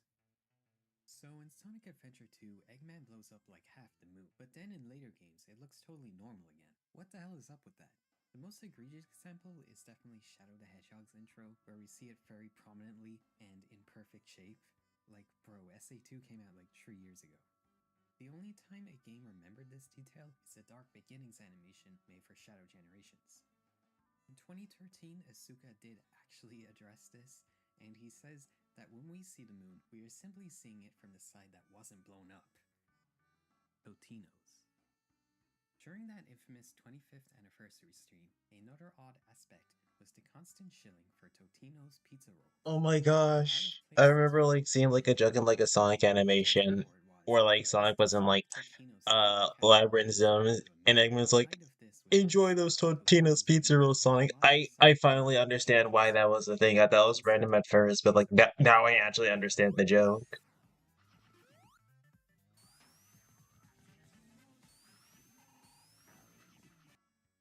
Knuckles' ghost phobia. A very cute character detail is that Knuckles has a fear of ghosts, despite how he tries to act tough in his SA2 team. He is obviously quite spooked when King Boo Boom shows up, and he alludes to a fear of spirits in the Death Chamber recap screen. I got a bad feeling about this. It's creepy in here. Could there be spirits that guard the tombs? I don't think I can deal with this. But then how am I going to find the pieces of the emerald? Possession to the focus. I keep getting sidetracked. And this was also carried over into the movies, which is a nice detail. Nothing scares an echidna warrior. Yeah. Do you remember what happened last movie night?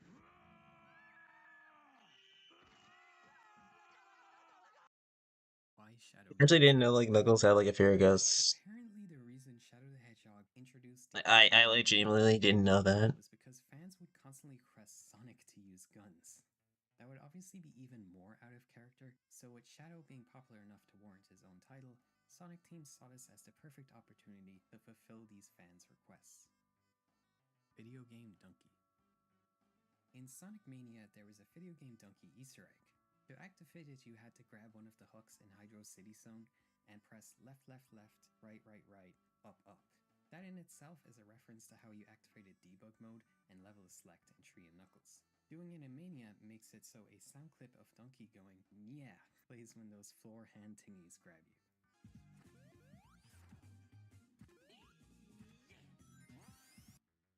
That's special. Oh. When are we getting SA Tree? Are we ever going to get SA Tree? Did we already get SA Tree? These questions have rung true to Sonic fandom consistently from 2001 to today. Every few years, Asuka or some other Sonic Team guy will hint at wanting to make the elusive continuation to Sonic's greatest series. And just as often, we'll hear someone completely shut it down. Many feel we're closer now than ever, while with remakes and nostalgia driving the gaming industry so much, and Frontiers reintroducing multiple playable characters with different gameplay styles. But at the same time, many, myself included, fear we already have Sonic Adventure Tree, just not in name. And that is in the form of Sonic 06. I mean, it feels like a very natural continuation of Adventure 2, adding a new hedgehog, 3 playable campaigns versus SA2's 2, the huge scale, self-series story, multiple playable characters, a hub world, and the presence of humans, which Heroes lacked. Other people point to Sonic Unleashed as fitting the role, given its title of Sonic World Adventure in Japan, but besides that, I think it lacks most other features of the series. Others say Frontiers counts, since it has so many ties to SA1's story and multiple playable characters. Either way though, I wouldn't expect to see a game titled Sonic Adventure Tree anytime soon, if at all, since the series is over 20 years old at this point, and I'd be very concerned we'd end up in a Sonic 4 situation where the title is wasted on a mediocre game. Frankly, I'd much rather see remakes of the first 2 games, and maybe if those went well, then you could do it. Year of Shadow. 2024 was the year of Shadow, where with him playing such a big role in the 3rd movie, we got multiple projects specifically focused on him. The movie itself, Shadow Generations, and the accompanying Dark Beginnings animation. Asuka said he would like to do other Year of Blank to highlight other characters, especially those who show up in the movies. So many are hoping next year, with movie 4's release, we'll see another big push focused on either Amy or Metal Sonic. Personally, I would be really down for a spin-off Amy Rose game. Mountain Sonic statue. In 2015, a biker in the mountains of Japan made a social media post of a strange discovery he had made. Within these rural mountain roads, he came across a giant snowboarding Sonic statue, just hanging out strung up to the trees. The sheer weirdness of this drove many dedicated Sonic fans to launch an investigation to find that statue. This search and the whole saga behind it being documented in a series of videos by the YouTuber Badnik Mechanic, who also helped in the search. But given its rural location, that proved to be quite a task. While searching, the origin of the statue was found to be from a Sega World in Kadoma, Kyoto. It wasn't until 2018 a Sonic Stadium user finally discovered the statue's location, and it was eventually revealed the statue was owned by the Kotera family, who had saved the statue when it was going to be destroyed after the Sega World was shut down, hanging it up so people could more easily find the entrance to their home. With the statue finally found and its origins explained, the main concern was the state of the statue itself. Sitting outside for decades, it was already cracked and heavily sun-damaged, seeming very close to falling apart. But thankfully, in 2020, the statue was fully repaired by the owners themselves, and is still standing today. Shadow based on Tree and Knuckles' mural. It's a very popular theory that Gerald modeled Shadow after this mural found in Sonic 3. In the context it was created, it's obviously supposed to show the final boss of Sonic 3 and Knuckles, but we know Gerald researched the Echidna civilizations, given how we see recreations of SA1's Master Emerald shine on the Space Colony arc. So the idea is that Gerald saw this mural depicting a super flying hedgehog with upstanding quills, and assumed it was prophesizing some kind of god, which explains why the ultimate life form was made to look like a hedgehog, and why Shadow's quills are always standing up, the same as when Sonic goes super. This theory was then all but confirmed in Shadow Generations. Sonic's parents. Does Sonic have parents? Apparently in the lore of the games, it's a strict no, which is kinda odd because Sonic characters don't just appear, since Cream obviously has a mom, but I guess you're just not supposed to think about this too hard. However, in outside media, he very much does. In the movies, he has his adopted mother Longclaw, and the Archie comics show us Sonic has a whole ass family. His Oh uncle yeah, Chuck, who Uncle originated from Chuck. Satam, who is just Sonic with a beard and bushy eyebrows. And then the comics show us his parents, Bernadette and Jules the Hedgehog. Jules looks pretty crazy, as he had to be roboticized after being fatally injured in the Great War. Amy's tarot cards. So the manual of Sonic CD established Amy has a Oh yeah. particular fascination with tarot cards. This was always a cool little bit of trivia that would very occasionally get referenced, but nowadays has become pretty much her defining character trait, with most of her abilities and Frontiers using them instead of the Pico Pico hammer, and her taking every opportunity possible to tell us about them. These were being focused so heavily on, I feel, to make up for the fact that her previous defining characteristic, her overwhelming obsession with Sonic, has been stripped away from her for whatever reason. To be honest, I kind of hate these and how Amy is characterized nowadays, just kind of being generic nice girl with the tarot cards being her one quirk. I don't get why she can't use tarot cards and still be her old, passionate, kind of comic relief self. I'm really hoping the movie might reinvigorate her character somewhat, since it's getting pretty dire. Sonic OVA. The legendary Sonic OVA, animated by Studio Period, was made in 1996 and released as Sonic the Hedgehog the Movie for English speakers in '99.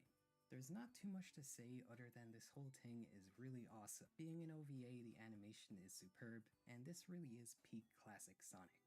Everyone looks so cool, Knuckles wears that cowboy hat, and it has so many iconic, quotable scenes. I believe you can still find the whole thing on YouTube, and this should definitely be considered required viewing Oh for those yeah. fan. One day I did actually watch that. It was pretty cool. This is a very weird early era branding thing where, due to Taito's arcade game Sonic Blast Man coming out shortly before Sega created Sonic, they had to use the name Sega Sonic for all Sonic arcade games and merchandise in Japan for the first few years of the franchise's existence. That's why we have titles like Sega Sonic Bros. Honestly, even though it doesn't really make sense, I always thought the Sega Sonic name was kinda tough. Yoshi. Certain lines in Sonic Adventure 2 are left untranslated in the English version. These only extend to onomatopoeias and sounds of exertion.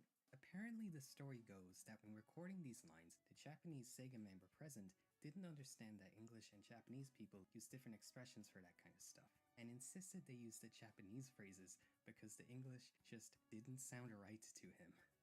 This is why Knuckles goes ora ora ora when punching, and Sonic makes the very Japanese terry ass sound. And the most infamous example is, of course, Eggman's Yosh when you're petting your chow.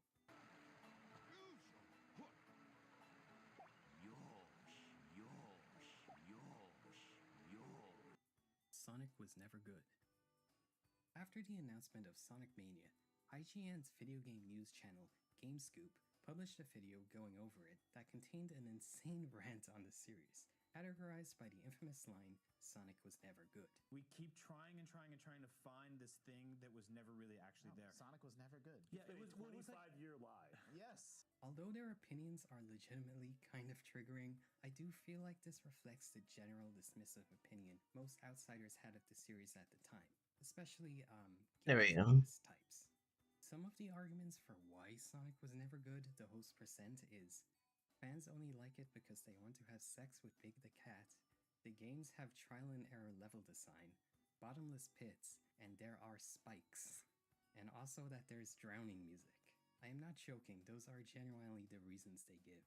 The video obviously was universally hated by Sonic fans and is still brought up today, with the upload on the GameScoop channel sitting at 100,000 views, 500 likes, and a staggering 20,000 dislikes. Eggman x Satan. This is a funny observation where Eggman has some ties to Satan himself, or at least a Puyo Puyo character named Satan, since Mean Bean Machine has Eggman replacing Satan as the final opponent. Then in the Sonic Runners mobile game, for the Puyo Puyo crossover event, we get to see the two meet, giving us this very funny screenshot. Hope. In Spring Yard Zone of Sonic 1, you can find this bright neon sign reading Cope, displayed very prominently in the background. The leading theory is that this is referencing some kind of graphics processor program they used when making Sonic 1, but there is no actual source for it. I suppose it does make sense though, since you can also find the phrase CPU in another part of the level. Either way, with the phrase catching on as a meme much later, it now makes for a very funny screenshot. Splats. Splats is a cut enemy originally meant to appear in Sonic 1. Although he never appeared in the game, he must have been cut pretty late into development, since he did still show up in stuff like merchandise. Because of this, he became pretty well known and beloved, driving him to finally be officially used when Sonic Mania came out as an enemy inside Press Garden. Sonic Shorts. This is a collaborative animation project uploaded to the Sonic Paradox YouTube channel. The very first episode came out a whole 17 years ago, and it's made up of these extremely soulful flash animations, each one being a short gag by a different animator. Rewatching some of them for this video, they're surprisingly still pretty funny today, and very, very nostalgic for a lot of Sonic fans. Why does Sonic need a car? This is an incredibly common question and somewhat of a meme, since whenever a new Sonic racing game comes out, people will inevitably ask, why doesn't Sonic just get out of the car and run? Since he's the fastest thing alive, he just instantly win. This was actually answered by Asuka, who said Sonic drives in a car because he enjoys having fun with his friends and being on a level playing field, giving him the thrill of competition. Recolors. This is a bizarre trend in the Sonic fandom where when people want to make their Sonic OCs back in the day, they'd more often than not just be MS Paint recolors of existing characters. I do have to say there's a weird charm to these, and they are obviously mostly made by kids, so it's really not that big a deal. But there are literally thousands of these floating around places like DeviantArt. The funniest example is definitely the parody one, Cold Steel the Hedgehog. Pish, nothing personnel, kid. Dark Sonic. This is a transformation that Sonic uses one time in Sonic X, where after getting pissed off seeing Chris and Cosmo get captured, and harnessing the power of some fake Chaos Emeralds, he undergoes the pseudo-supersonic transformation, with his eyes going white and his body turning completely black, killing a bunch of Metarex before transforming back. Even though it only shows up for like 30 seconds, this edgy form with The aura though. extremely popular in the Sonic fandom, spawning tons of fan art and the like. The fact that it only appeared for like one thing. Behind the Sonic stop-motion adventure series, an incredibly popular series that ran for 27 episodes over almost a decade. This is another very nostalgic piece of the old Sonic fandom. It's really cool to see how much he manages to do with those old Jazzwares figures, and it's especially cool how much the series grows as it goes on, starting out as these very simple things he made as a little kid, and by the end you have all these crazy special effects and pretty impressive voice acting. Probably the coolest thing is just this year, Piplup actually returned, doing a video essay on Sonic music releases, which was actually really good. The Ages of Sonic. So fans have these unofficial ages, or eras of Sonic, to attempt to categorize how radically it has shifted over the years. This seems largely inspired by how Generations clearly split games up to that point into three sections. So the most accepted format is this one. First off is the Classic Age, which is obviously everything up to Adventure. Then the Adventure Era, which covers the Adventure games, Heroes, Shadow the Hedgehog, plus all the spin offs. With 06 heralding the Dark Age, where Sonic sucked, containing 06 obviously, as well as some of the series' absolute lowest points, such as Sonic Genesis and Chronicles, but also some rare bright spots like Unleashed and arguably Colors. During this era, Sonic was undoubtedly at his lowest in terms of how the general gaming public saw the franchise, which is largely what led to the next one, the Meta Era. Named after the series' more self-aware attitude of the time, here the series was going through an identity crisis, relying overly so on nostalgia and cartoony Mario-style graphics, with really, really bland, uninspired safe titles like Lost World and Forces. And then most people consider Frontiers to be the herald of a new Renaissance era for Sonic, largely due to Ian Flynn's revisions and guidance when it came to the writing, the gameplay's high quality and ambition under Kishimoto, which also carried over to Shadow Generations. That, along with the popularity of the movies, just making Sonic way more popular and liked in general than it feels like he's been in decades, definitely makes this modern era feel like it's going to be a bright one. Ultimate Sonic Flash. Oh my gosh. This is a Newgrounds Flash game Dude, you have to remember this. uploaded all the way back in Please tell me you remember 2004, this. which you can basically think of as a I Flash used to game play that this like plays all the with time buttons. on my That school was Chromebook. basically what Sonic fans played in the school computer room back in the day, or at Please least tell on me you occasion. have. But playing it today, it is actually crazy how close this comes to feeling like an official Like, I Ultimate remember Sonic playing that game. all the time. Graphics are about 90% there, which is insane for a free Flash game over 20 years old. Tails Movie VA Movement. This refers to how there was a huge fan outcry to get Tails' game voice actor Colleen O'Shaughnessy to be the voice for Tails in the second Sonic movie. In the post-credits scene for Sonic 1, she obviously did the one-line Tails drops, but this being a big Hollywood movie, most assumed she'd be replaced by a big actor in the sequel, which I feel was almost certainly going to happen if it wasn't for this. It's been reported Tails was added in last minute, which is likely why they didn't lock down a big celebrity voice actor like they did for every other character. But I am happy things ended up the way they did, as I really can't imagine a better voice for Tails. Kronos Island Split. During the development of Frontiers, the two final islands, Rhea and Aranos, were originally part of the first island, Kronos. These were seemingly split apart late into development, as in the files for the Switch version, we can find an unfinished version of Kronos Island, which had Rhea and Aranos as one big map. According to Kishimoto on Twitter, this was done because playtesters complained the island was too big and boring, which honestly I think is fair. It definitely flows better jumping to different landscapes than returning to the grasslands of Kronos at the end instead of spending like the first half of the game with the same scenery. 1-2 S-Rank. Cyberspace Stage 1-2 in Frontiers is especially notable for having an absolutely brutal time requirement to get its S-Rank. I can only assume this was done by mistake because every other stage's S-Rank is comically easy. Although some people found this frustrating, I think most people actually really enjoyed the challenge. Like, you really have to learn every aspect of this stage and abuse things like boost dashing off rails to achieve the S-Rank. And it really highlights a major problem with S-Ranks in any Sonic game since Generations being way too easy. I feel like that kind of ruins the incentive to actually get good at the game, and seriously hampers the desire to replay and learn stages. Like, getting all I ranks in SA2 is super tough, but by the end of it you really do feel like you beat the game, and gain a deeper appreciation for its design and controls. I guess they do this so, like, kids playing don't have to feel bad getting D ranks all the time, but I don't know, I feel like having the time requirements being a kind of exponential curve where it's very easy to get a B rank, but super hard to get an S rank, so older players who desire a challenge could have fun too, would be a bit more preferable. Knuckles' Infinite Jump. Easily the most infamous glitch out of the myriad of glitches in Sonic Boom. This is just what it sounds like, where by simply pausing and unpausing the game after jumping as Knuckles, you can gain a literally infinite height. As well as just being really, really funny, this can be used to completely break the game, like getting out of bounds and ending up I in don't a know if glitchy like room Knuckles really flying makes it in like the show, there was like a moment where he flied in like the show as like a joke thing. I don't know, it was like a reference to that. Like probably like for the with the writers of Sonic Boom, the show. But I'm pretty sure it probably would have been a reference to that.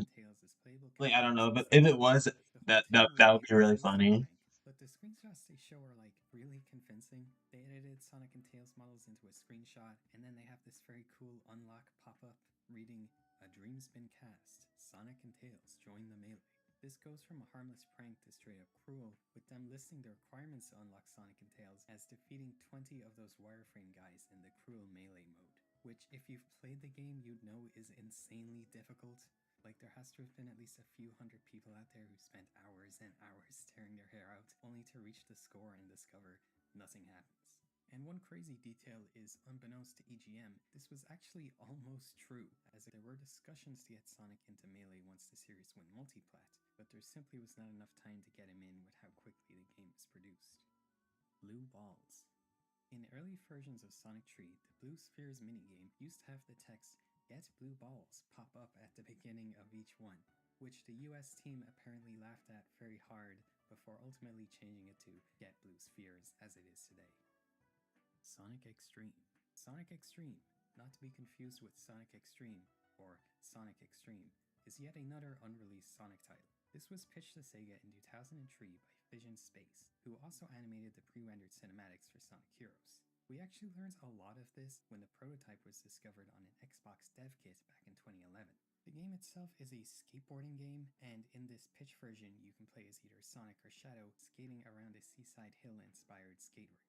The fact that the characters use hoverboards also spawned a conspiracy that after rejecting this pitch, Sega stole the idea from these guys to make Sonic Riders. I do think it's maybe possible this helped inspire them, but also skateboarding was just really popular at the time, and Sonic Riders is a Mario Kart style game, whereas Extreme is just a Tony Hawk clone. Marble Zone UFOs. During Sonic 1's development, Marble Zone originally had these crazy looking UFOs flying in the background. They look really cool and are a pretty iconic piece of cut content, like that stupid ball in Green Hill Zone. And there was a leaked prototype we got in 2021, which lets us actually see these in action. Silver Sonic. Silver Sonic is the name given to this funny looking dude in the Game Gear version of Sonic 2, who shows up as the penultimate boss fight. This is his only appearance, which makes him somewhat obscure, and an interesting fact is, in terms of release, this is the very first robotic clone of Sonic made by Eggman. Well, by a few days at least.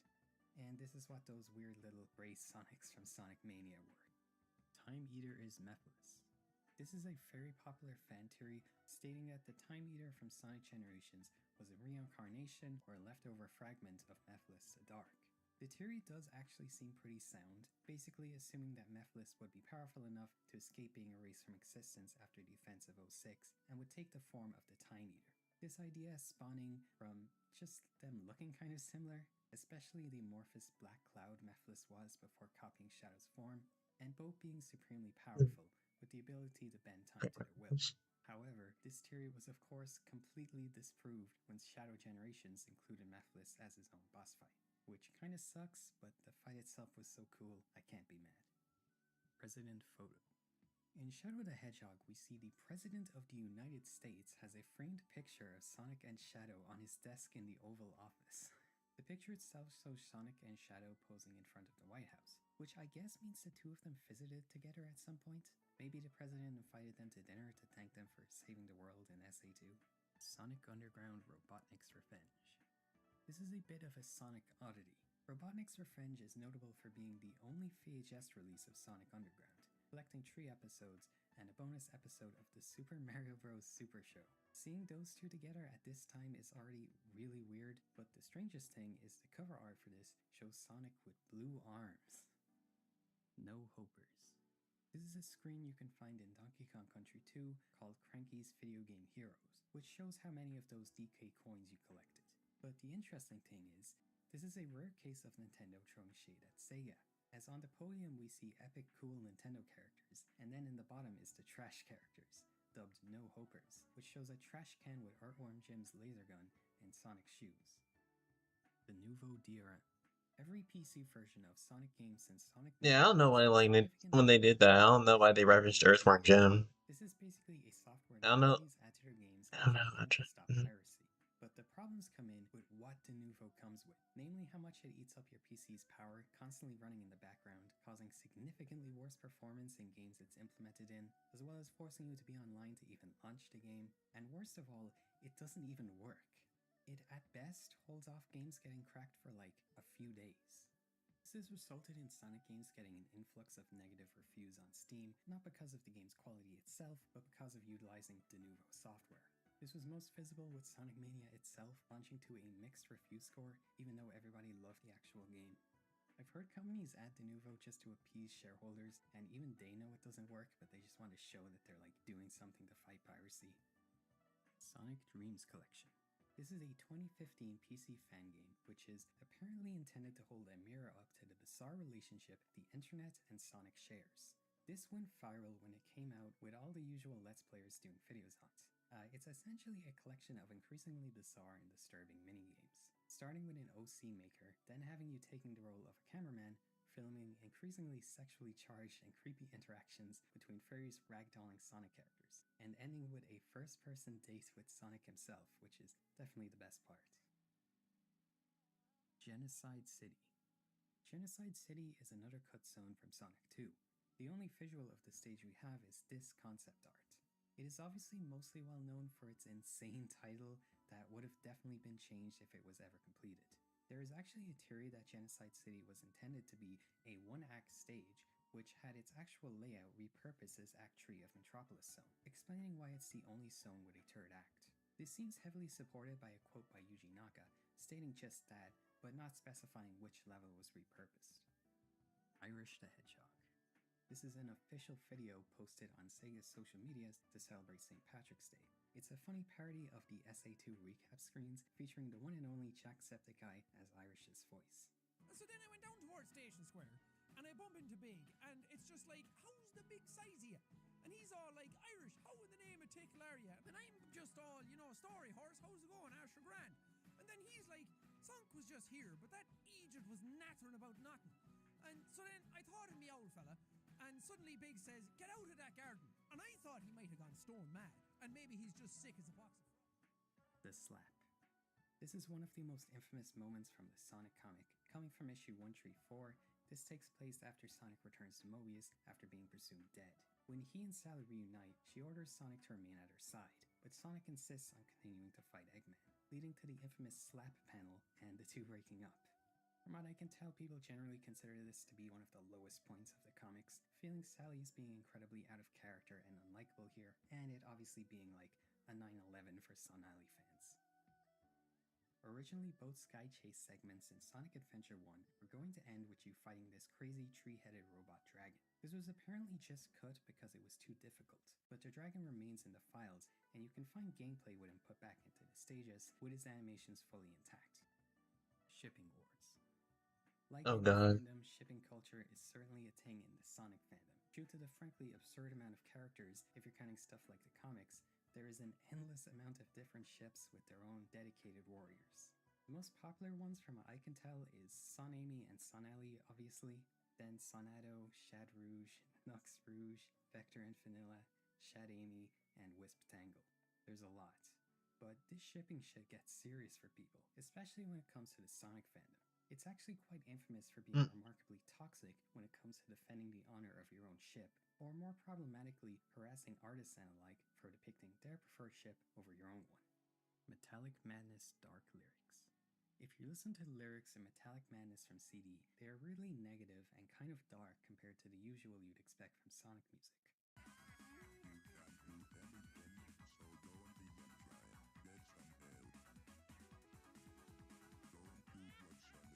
Kinda crazy, but it makes more sense when you realize the robotic voice probably implies this is supposed to be sung from like Metal Sonic's point of view.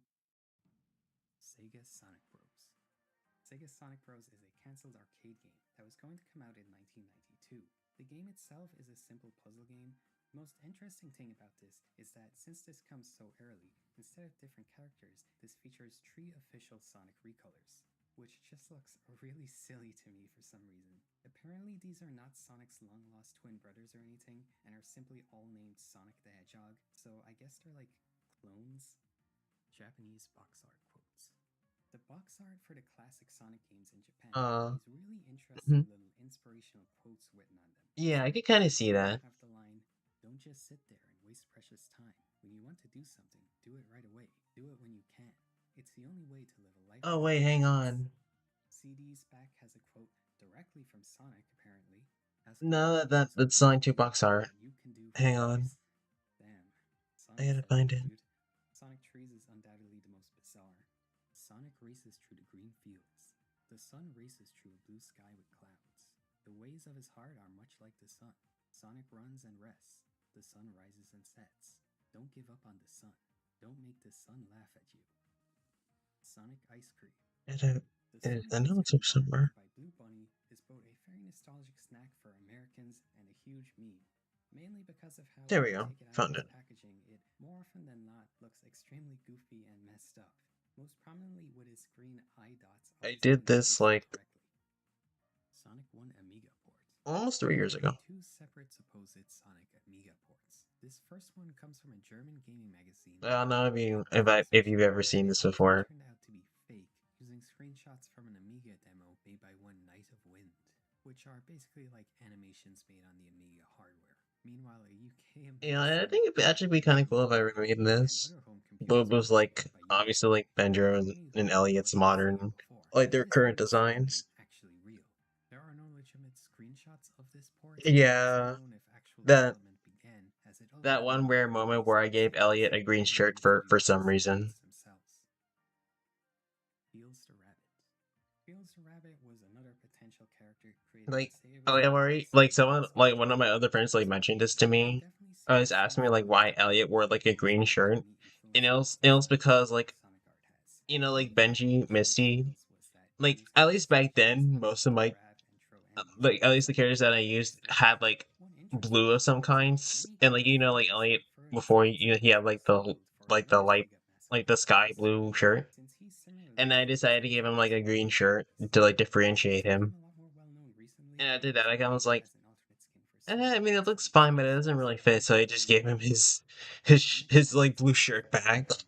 When brought on to do Sonic R, Traveler Tales made the game by basically Yeah, that repackaging the too. one game they're already working on into a Sonic game, which Like completely Elliot and misleads why it has Misty such weird, have gotten stiff like controls. are like the two Here's characters that Sonic have gotten Jam like the most Sonic Jam. redesigns, This is a port of Sonic Jam and based like on the it kind Sega of game I called get Sonic guess Prime makes sense too Adventure. since like Elliot It's and known for Misty have having both absolutely existed way unplayable before controls Benjo actually in has. basically every way imaginable due to the shittiness of the Gamescom hardware.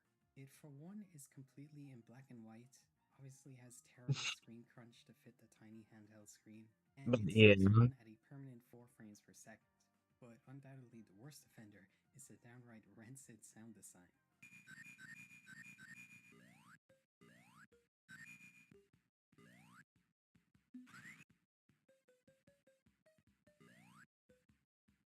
It also just uses the same nondescript beep boop song for every stage, and on top of that, calling this a port is extremely generous, as it in reality only comprises of 3 zones total, one from each of the games.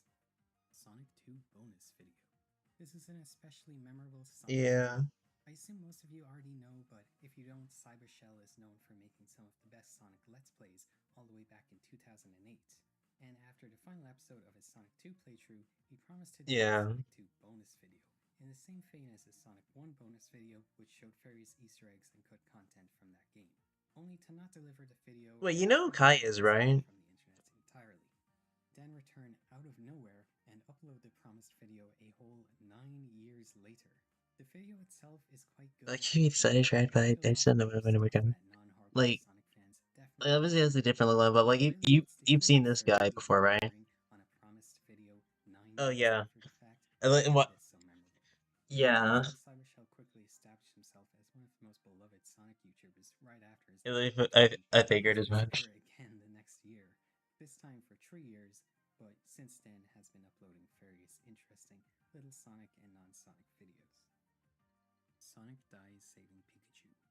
Yeah, it may seem weird in Smash Ultimate World of Light's very Yeah. cinematic that Sonic dies to this laser everyone's You running might from, yes, but and you might he know like manages to get away right the at the bunch of start. part of Hana Is Mizaki. anybody able to That's just reveal normal. faster than that? Well, the way to But explain this is by showing Sonic but I standing think I at might the actually have like a entrance of new Pikachu I mean, obviously, yes, Mizaki's personally just gonna be my number one favorite, but I have someone that might be getting to there. Sonic Adventure, where a boy in Station Square will say this: "Oh boy, it's Sonic. I know, it was Sonic who saved the world during Little This Playboy's is event, the Polaris. Angel Island incident." The reason this is on the iceberg is that you have almost certainly never gotten this when you played SA1, as it, Yeah, for there whatever reason, was. is only present in the There was. I Japanese don't. version and was cut from all That other was kind of like releases. from a different time. I can't imagine why. I I don't. think maybe they I thought don't know. releasing past games would I be kind of forget the frustrating reason players, why I made them. so I think it was adding because I just further like nostalgia Typhlosion and in callbacks that would have tired. been a loss, really. Movie pose references. There are a ton of But references yeah, in she Sonic is Adventure basically itself, just the which Rosalina you might not Benjiro. expect, but probably the And coolest like, and most subtle I one guess is kind of that like, tons of poses and yeah, she animations just are basically is directly just the referenced in the Rosalina game. So here's a of rapid fire of quiz. my world. Sonic does his The Blues characters. drift animation here. Yuri does his classic balancing animation. And the smash But I roll. like her. The second And movie like goes kind of for like the favorite origin parts. of her Movie too obviously goes is for best I'll have to. retro recreation. Okay, I'm just gonna Especially go off telepathic from his of game. this one more time, then I'll just get back to working because I do have something that I do want to try and work on. In a classic But case of seeing a just for spider as now, something completely different, when Eggman's and I upside find it. down inside the spider robot tank, people remarked how it really looks like an anime girl, his mustache being her hair, and red nose a jewel on her forehead. Yeah, This at spider least for version now. of Like Eggman is basically a fan-made Little she Playboy is gonna Sonic be that you actually, should go see. and It like came in out my in own '99 thing, as a she live-action is actually Sonic gonna be movie. really important for the thing I'm The doing. original Sonic movie. She is gonna be like a If you're major new to character. this, simply titled Sonic, this is a 2013 But at the Sonic same movie time, she's by still sort of Studio new. Studios. It's only 15 And minutes, this and is I guess also like it's more the like most a recent drawing I did proof-of-concept. of her. Watching it now, it is definitely far from good, but especially at the time, it was really cool to see a live-action Sonic I that had to was, find it for a though. fan film, pretty high quality When visually. The plot pretty much just follows a bunch of young when did Soviets I? and Sonic going through a forest as they fight random gamma robots. Sonic himself is And only in the movie I'm for still trying to like less look than 5 for minutes, but original. his design is Wait, no, wait, no, really I know interesting. where it is. Also, the movie goes for a sort of grim, dark, serious tone, like everyone calls Here we Sonic go. the Blue Blur, in a way that feels like it's trying to be This is what funny while being she critical originally of the looked Dark like. Knight. Definitely the most interesting part of this whole thing is the actors Like they she got was for it, originally just like a including Julia like White kind of as like a Sonic, 3D who plays painting Eggman in the test, 90s cartoons, and and because I Bryant, thought like the who played avatar looked cute, Pinky, and and actually I was got a good live action like it voice was actor. originally just supposed to look a test and The nothing movie else, also and I'm like, featured the huh, one and only Doug Walker. she actually, Sonic Sense. Have you ever wondered she what made actually looks Sonic kind of, randomly always yeah. sneezes in the CD intro? Like she kind of was like a This is character, but to actually like, remnants of an abandoned power Sonic I was was like, reported to huh, have I actually kind of like her. that was So known I as decided to Sonic like make Sense. her Presumably inspired at by least as Sonic like just Sense, an the avatar that I Japanese had, Sonic but like cartoon then was later on, also approached, and like she wasn't decided to originally a part of redesign my it thing. She using was the just new her own thing. But animated later on, I graphics was and like, 2D's unreal huh, sprites. Although I it think does it'd seem be cool, cool if I I can actually imagine implemented her using into the my new actual thing. engines And so I did. No, instead you of already this designed for voice it. was probably insanely annoying in actual gameplay. Simpsons. The Simpsons has referenced Sonic multiple times. But This line yeah, shows up in Bart's imagination, urging him to but kill Bone Storm in I last like night's her. Christmas She's cute. episode. Don't do it, son. How's that game gonna help your putting? Just take it! Take it, take it, take it, take it, take it! Take it! Then, in a much later season, there's a billboard showing the actual Sonic and Amy Rose promoting chastity. And finally, a parody of Sonic is also present in The Simpsons Gate. I used to be so fast.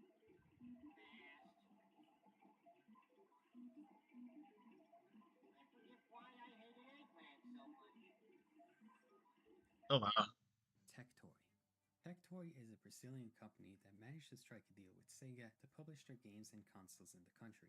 Tectoy are also the company behind the infamously awful SIBO, their attempt at an original concept, which sees Oh. some insanely interesting ports of several well-known games, like Resident Oh. Evil 4, which are essentially like official Okay. DMX. And we almost got a Sonic Adventure port on it, which would have been so fascinating to see, but the SIBO's complete failure nixed those plans. Santiago.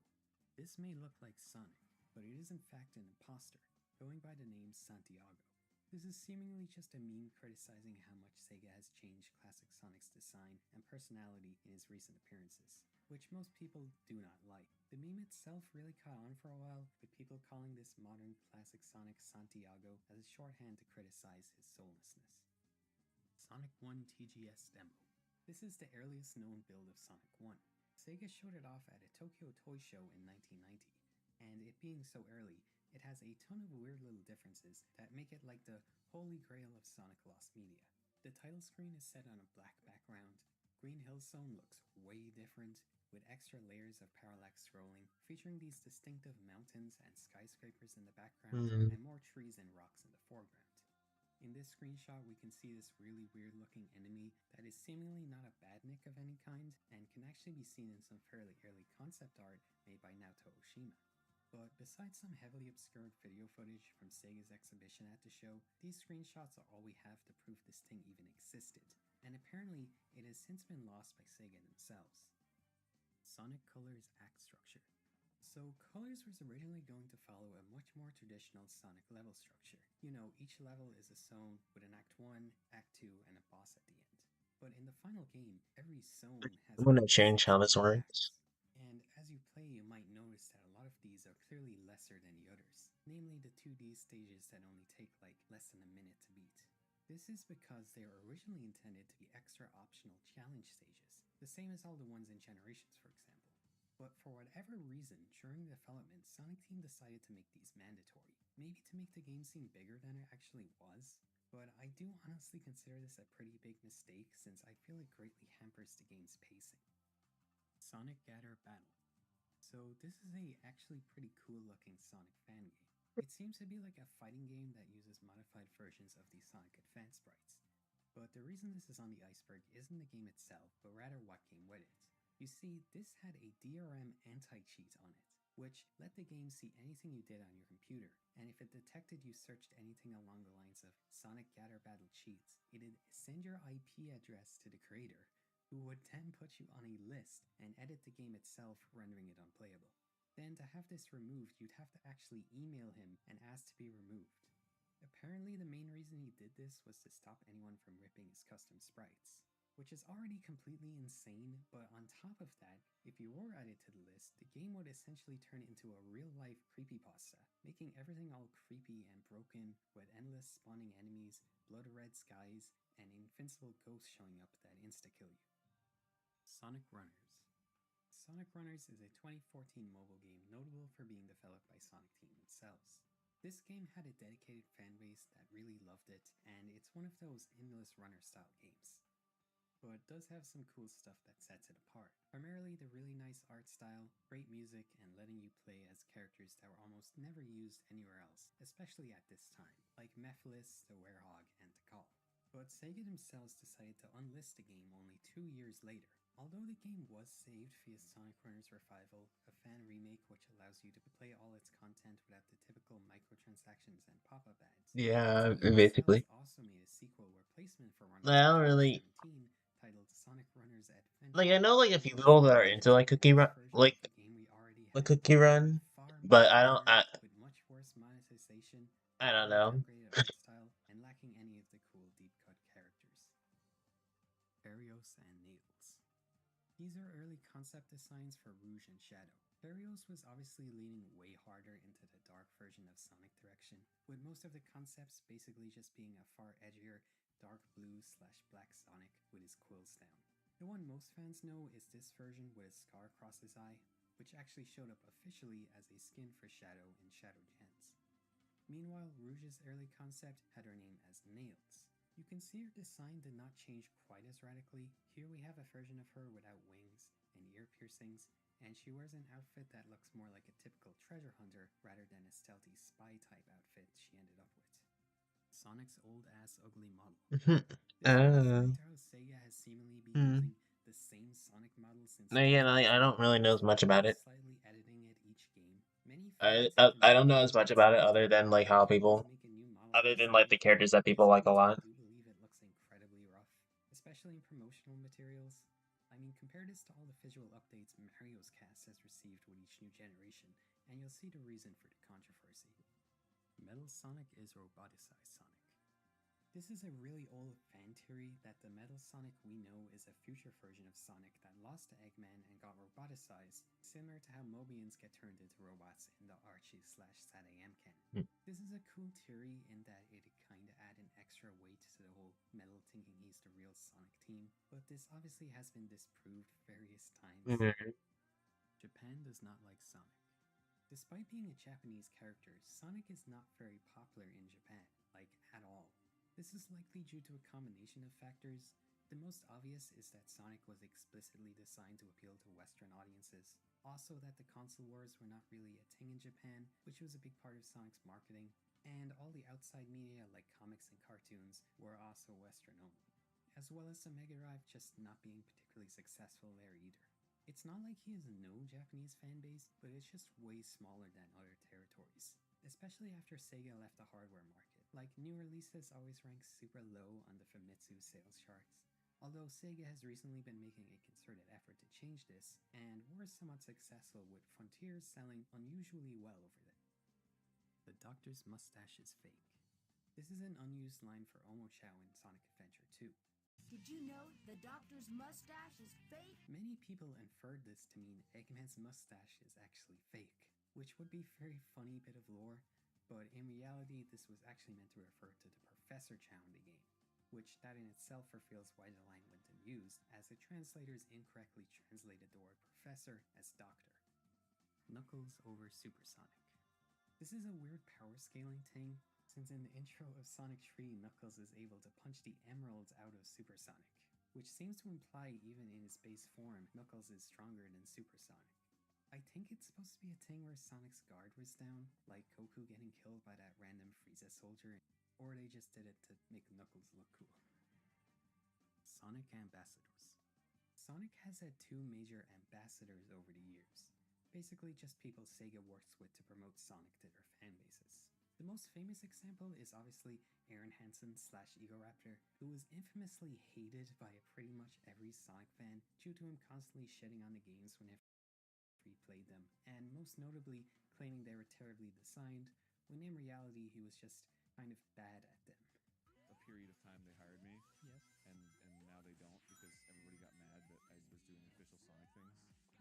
Why? Because you're notoriously honest about your Sonic opinions? Yeah. I see. But which, like, fine, whatever, I get it. But it also pisses me off because I love Sonic. So if any of you at home are wondering if your voice makes a difference, That's a cool JPEG. and it ruined I love that one. Okay. whenever they would post something with me in it and And hello. hello. What the fuck? Aaron hates Sonic. Fuck you, What? Sega. They saw them. His replacement was a VTuber named Korone, who's a dog girl, I guess. She has been accepted. Oh yeah, Karone, I know who she is. fans at I Sega haven't really themselves, seen. but I don't think I've ever watched any of her show support. I just remember that one like issues and replaced uh Goku with these what two. you I think she why was can't I the think of it? second There we go. A Sega Banjo-Kazooie thing with like the skull. I don't know if YouTube Really the only thing I know. Rouge winking. Little Easter egg here where if you go into first person and stare at Rouge in Sonic Heroes, after waiting a little while, she will wink at the camera. Madonna. Madonna is another early character. Yeah, I've only seen like clips. I haven't even. She was I don't really know much about her, Princess Peach other than a few memes that blew up. for Sonic to save. But obviously, as Sonic's world took form, a human love interest didn't really fit into it. However, one place we did see Madonna show up was a screen for the Lost Tokyo Toy Show demo, which proves she was intended to be in the game, at least in this early point in development. And also, like every other obscure / cut character, she also pops up in the Archie comics, being reimagined as a gun agent. Haunted Station Square statue. The famous Burger Guy statue in Station Square is pretty odd. It's almost like he has a mind of his own. If you talk to this NPC, she'll tell you the statue goes on trips sometimes, and notes how he almost seems like a real person, which it would seem she's actually right about, as there are a few missions revolving around the Burger Guy in the game. One sees him in the Lake of Mystic Ruins, which is probably meant to be a reference to the famous Curse of the Colonel thing, but then there's another one which shows he somehow made his way onto the egg carrier, and on top of that, he speaks to you directly asking to be saved. So yeah, it would appear this thing is sentient. Sonic 3 broken transitions. One of the coolest parts of Sonic 3 is how the ending of some levels transition into the next, but in the final game this only happens like a handful of times. It might not surprise you to learn it was intended for there to be transition cutscenes like this for every single zone. This is supported by base Sonic Tree's stage select, showing an earlier list for the levels. For example, here Ice Cap would have followed Flying Battery, with the transition being Sonic breaking through Flying Battery and falling to the snowing mountain below, using a broken piece of the ship as a snowboard. Sega mandates. So after the Penders lawsuit incident, Sega decided they should be a bit more hands-on with how the comics and other media was going a little crazy with Sonic. And so they created a list of Sonic mandates. Apparently stuff on the list is that male characters are banned from wearing pants, Mobius is no longer canon or to be mentioned ever, classic and modern characters cannot mix unless through time travel, so no modern versions of Ray and Mighty for example, Sonic's world may not be named, money does not exist in the Sonic world. What? And the most famous, Sonic can't show too much emotion or cry. You may notice a lot of these rules are broken by the movies, so I suppose Sega can't force them to change too much there, or maybe they're okay with it since it's obviously a separate canon. Either way, fans really hate these mandates and claim it limits Sonic's story potential, necessitating bland, safe stories. Which there may be some truth to, but I feel like these are mostly fair and keep Sonic media tonally consistent. Even if some are really stupid and arbitrary, like the money thing and not naming Sonic's world. Sad AM cliffhanger. Sad AM ends on a huge cliffhanger. The final episode sees the Freedom Fighters defeat Robotnik once and for all, but ends on the silhouette and eyes of a new villain rising to take his place. But before we Very could figure snivelly. out who that was, the show was cancelled at season Oh wait, 2. no. There were many theories over who it could be. Many expected it to be either Knuckles or Metal Sonic to tie into the new games, but in the end, a writer for the series came out and confirmed it was to be Nagus, a one-off antagonist from an earlier episode who would have risen to become the primary antagonist from season 3 onwards. Hydro City Zone versus Hydrocity Zone. So what do you guys think? Is it pronounced Hydro City Zone or Hydrocity Zone? I do not care what anyone else says, I think it has to be Hydro City. I mean, it just makes sense since there are so few classic stages with one-word titles. And most of them are all the descriptor followed by a location. You know, Emerald Hill, Chemical Plant, Green Hill, Mystic Cave, Hydro City. It just fits. I always thought it was Hydro City. Similar to the I didn't even know like Hydrocity was a word until like I heard about the whole argument thing. and Sandopolis, and I think that's it. So purely by probability, I'm saying it should be Hydro City. But my own feelings aside, after this debate started to pick up serious steam in the 2020s, it actually got officially acknowledged by Sega. First, the IDW comics depict a scene where Sonic and Tails argue over the name, Sonic arguing for Hydro City, pointing out it's an ancient city full of order, and the official Sega account held a poll which had a perfect 50-50 split for the two names. However, the entire thing was finally fully put to bed when Yuji Naka himself said it's meant to be pronounced Hydro City. The Man Tree. I didn't know they actually got confirmed. Okay, never mind. You can find in Sonic Adventure 1. The weird part is this is only visible during Tails' boss fight against Eggman, assumedly because it takes place inside of an early or altered version of the area outside the casino. The poster itself seems like it's supposed to be a parody of American action films that just follow a random guy, like Die Hard or First Blood, and others claim because of his outfit it's specifically meant to be referencing Men in Black. You mean the Chaos Emeralds, right? There are concerns over the safety of America's cities ever since the space colony's attack on the moon. The tweet continues, what do you have to say about the theft of dangerous artifacts that could cause attacks like this to happen again? You mean the Chaos Emeralds? I'm going to assume you mean the Chaos Emeralds, because if that's what you're concerned about, I've got one of them right here. Chaos Emeralds, President. Put your hands up and turn around slowly. Chaos control. Oh my gosh. I remember that being like a joke. Epic Sonic CD intro and outro animations are animated by Studio Junio, but I Sega am actually hired Toei nuts. Animation to do it. Toei was actually, I guess, too busy, so they subcontracted Junio to do the actual work, whose animators were apparently made to work under extremely strict deadlines and not paid very well for. So because of that, the fans have shifted from referring to these cutscenes and the Sonic within as Junio's Sonic as a way to show respect instead of the previously common Toei Sonic. Sonic X Pilot. I done just a moment to my sister just get back. Animation than the actual series, with a lot of the cuts being reused for its intro. Another interesting thing is it shows a bunch of anthropomorphic animals populating the world as well as humans. Meaning Sonic and friends probably did not travel to our world in this early version, and it's more like the world seen in the adventure games. As well as that Shadow shows up, with the pilot seeming to imply he would have been a major character right from the beginning. Tails fucking dies.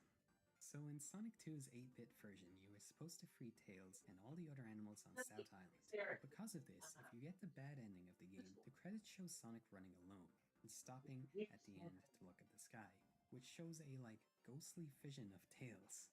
I know this was almost certainly not the intention, but to a lot of players this made it seem like Tails died, since you never saved him. And this spread as a Okay, very popular piece of I'm trivia. back. Like, dude, did you know in the Sonic 2 game on Game Gear, Tails dies in the bad ending? I think this probably spread because almost no one's actually played the 8-bit versions of Sonic 1 and 2, since this is easily disproven by viewing the good ending of the game, which is the exact same except Tails is with Sonic, and they see an image of both of them in the night sky. 3D Blast Secret Level Select. In perhaps one of the most genius ways to pass off a glitch as intentional design, when it was found Sonic 3D Blast Chances port would easily crash if the cartridge was even slightly moved. Instead of fixing it, which I assume would have required a lot of work, the team instead coded it so when the game crashed, instead of a typical error message, it'd take you to the stage select screen with the message, "Congratulations, you have found the secret level select screen," this allowing the game to pass Sega's quality standards and get it published. Smash moveset controversy. It is very common to see people bemoan the lack of creativity in Super Smash moveset, especially compared to the love and attention pretty much every other character gets. Personally, I always believed this was done out of time constraints because Sonic was And let's not ignore the elephant in the room, like the Sonic 4 Smash size elephant in the room. to better represent them, like Ganondorf, for example. As for the moveset Sonic does have, it's a few of his attacks from Sonic the Fighters, which is cool, but besides that it is almost entirely made up of nondescript variations of the spin dash. And I do agree there's endless other things you could pull from to make him more interesting. The first ideas to come to my mind are maybe giving him the different shield powers from Sonic 3 as his air specials. There's the Bounce Bracelet, or maybe he could pull out Excalibur for his forward smash, the same way Ganon does. Owl Civilization. So everyone knows there is a powerful owl civilization in the movie universe, but did you know there's evidence of the same one existing in the games? The biggest point here is that there are clearly owl faces chiseled into the walls of Labyrinth Zone, and a few other little bits of bird imagery, like the also seemingly really old totem poles in Aquatic Ruin. I'm not sure how much I believe this, but at the very least could believe the whole Labyrinth Zone face is where the movie writers got the idea for Longclaw. Ken Pontac alongside Warren Graff are two TV writers best known for working on Happy Tree Friends as well as a bunch of kids shows. They were brought on to write the English scripts for all Sonic games from Sonic Colors all the way to Team Sonic Racing. Ooh, Happy Tree Friends, what? The majority of those scripts, these guys are unsurprisingly pretty disliked in the Sonic fandom. Know him, who they call Baldy Nosehair. Oh my gosh. Baldy Nosehair! That's the best thing I've heard all day. I gotta remember that one. Probably a close second to Ken Penders as the most hated people to have worked on Sonic. And they get a lot of the blame for those games' obnoxious, overly childish humor, flanderized characterization, and lack of stakes. I feel like the only thing it's fair to blame them for is the dialogue, since from my understanding they just kind of localized the script written by the Japanese team, but the dialogue can be pretty bad. None of this is good, Vector. That's why it's called War. They were of course replaced by Ian Flynn as of Sonic Frontiers, and the quality of Sonic scripts has absolutely rocketed in quality since then, even if the references he puts in can be a little ham-fisted sometimes. Traveling through time, Sonic! Without the time stones? But it's Right, also very clear he has a great appreciation and understanding for Sonic's characters and world, so I really wouldn't want anyone else. Design dramas. Okay, I put this here as an umbrella term to acknowledge all the different controversies when it comes to Sonic and Friends designs, because there's one for literally every single little change that has ever been made. One of the most famous ones was back in the day, people absolutely hated the fact Sega made Sonic's eyes green in Adventure. It seems really silly looking back with how loved Ukawa's designs are nowadays, but people saw the adventure games as ruining Sonic's cute design and considered it really try-hard. Another big one is Sonic's arms being blue in Sonic Boom, which I agree looked awful, but not pepper spraying a GameStop employee awful. And a more recent one is Sonic's quills, which have been circumcised by Sonic Team for some reason. Each game, they make those things smaller and smaller, to the point they just look like spiky hair almost. Personally, I much prefer them being longer because it makes for a more striking silhouette. And also, his spikes are like his whole thing, because he like jumps on enemies, hitting them with his spikes, because he's a hedgehog. Nick Arcade build. This is an early build of Sonic 2 that was dumped online in 2007 by a user named DRX. It gets its name from seeming to be the prototype used on the Nick Arcade TV game show. The most interesting differences seen here is that when Tails gets hit, you lose rings, which I cannot believe was ever even considered a good idea. And another insane one is if you hit the wall while running at top speed, Sonic will like bounce off the wall, making you watch an animation of him falling and slowly getting back up. Oh, and the title screen simply uses Emerald Hill's background instead of the custom artwork of West Island in the final version. Then some more small differences is Sonic's run animation is slightly different, and the end stage signpost uses this really creepy looking image of Sonic staring directly at you. Kanye West. Kanye West is a Sonic fan. There's a funny video of him playing and glazing Sonic 2 at Kid Cudi's house. And the animation style is so dope. It's ridiculous, right? Yeah. It's Jim Carrey's character. Yeah.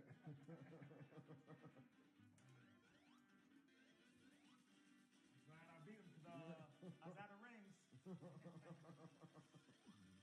And the real reason this is on the iceberg is the cancelled TurboGrafx 16 album Kanye was set to release in 2016. Although we never got to hear it, we did get this Instagram post from within the recording studio, which shows a list of different video games, which were almost certainly planned to be sampled for the video game themed album. And among those names, you can find Sonic Colors. Zelda DLC. Being a Wii U exclusive, one very cool thing Lost World had was a full-on Legend of Zelda DLC pack. Now, it is just one stage, but the love and care put into this is pretty awesome. It opens with you exploring Ocarina of Time's Hyrule Field with Deku Scrubs and those little skeletons instead of badniks, rupees instead of rings, and the Zelda heart system as your life, Okay, which you can upgrade by finding heart containers. okay, I'm back again. Sorting food. Through a dungeon area, dodging rolling Gorons, Huh? and Link himself shows up Oh, in this loft room. I was saying because I already ordered my thing. Which I was works wondering that one's yours. This one's Okay. specifically based off of Yoshi's Woolly World, with Sonic copying his egg-throwing abilities. This one's special in that it's Is one of it? the Oh, closest what? you'll ever get to a true Mario X Sonic crossover game. Yeah, I know that like Jonesy was a voice actor. And that's the video. Obviously, this is Fortnite, but that's correct. so we not That's get to funny. really obscure stuff, but I tried my best to keep it interesting. I didn't even know Jonesy from Fortnite even had a voice actor. So hopefully you still learned at least some new I did things. not know that. If you're a hardcore Sonic freak, plan is to one part of this iceberg and a normal video for this channel on repeat till it's done. So you'll hopefully not have to wait more than like 6 weeks for each part. Please comment if I got anything wrong, since I'm sure Oh, okay, that makes sense. and I will be doing a complete DX version of this iceberg when all the parts are complete, with corrections and bonus entries, which I already have like 25 of just from researching this part. But if you know any Sonic stuff that is like really obscure or I might have missed, comment below and I might add it in that. And I guess I'll shout out your comment too. Wouldn't that be cool? But yes, thank you very much for watching, and be sure to subscribe to catch the next part. Yeah, that's it. Bye-bye.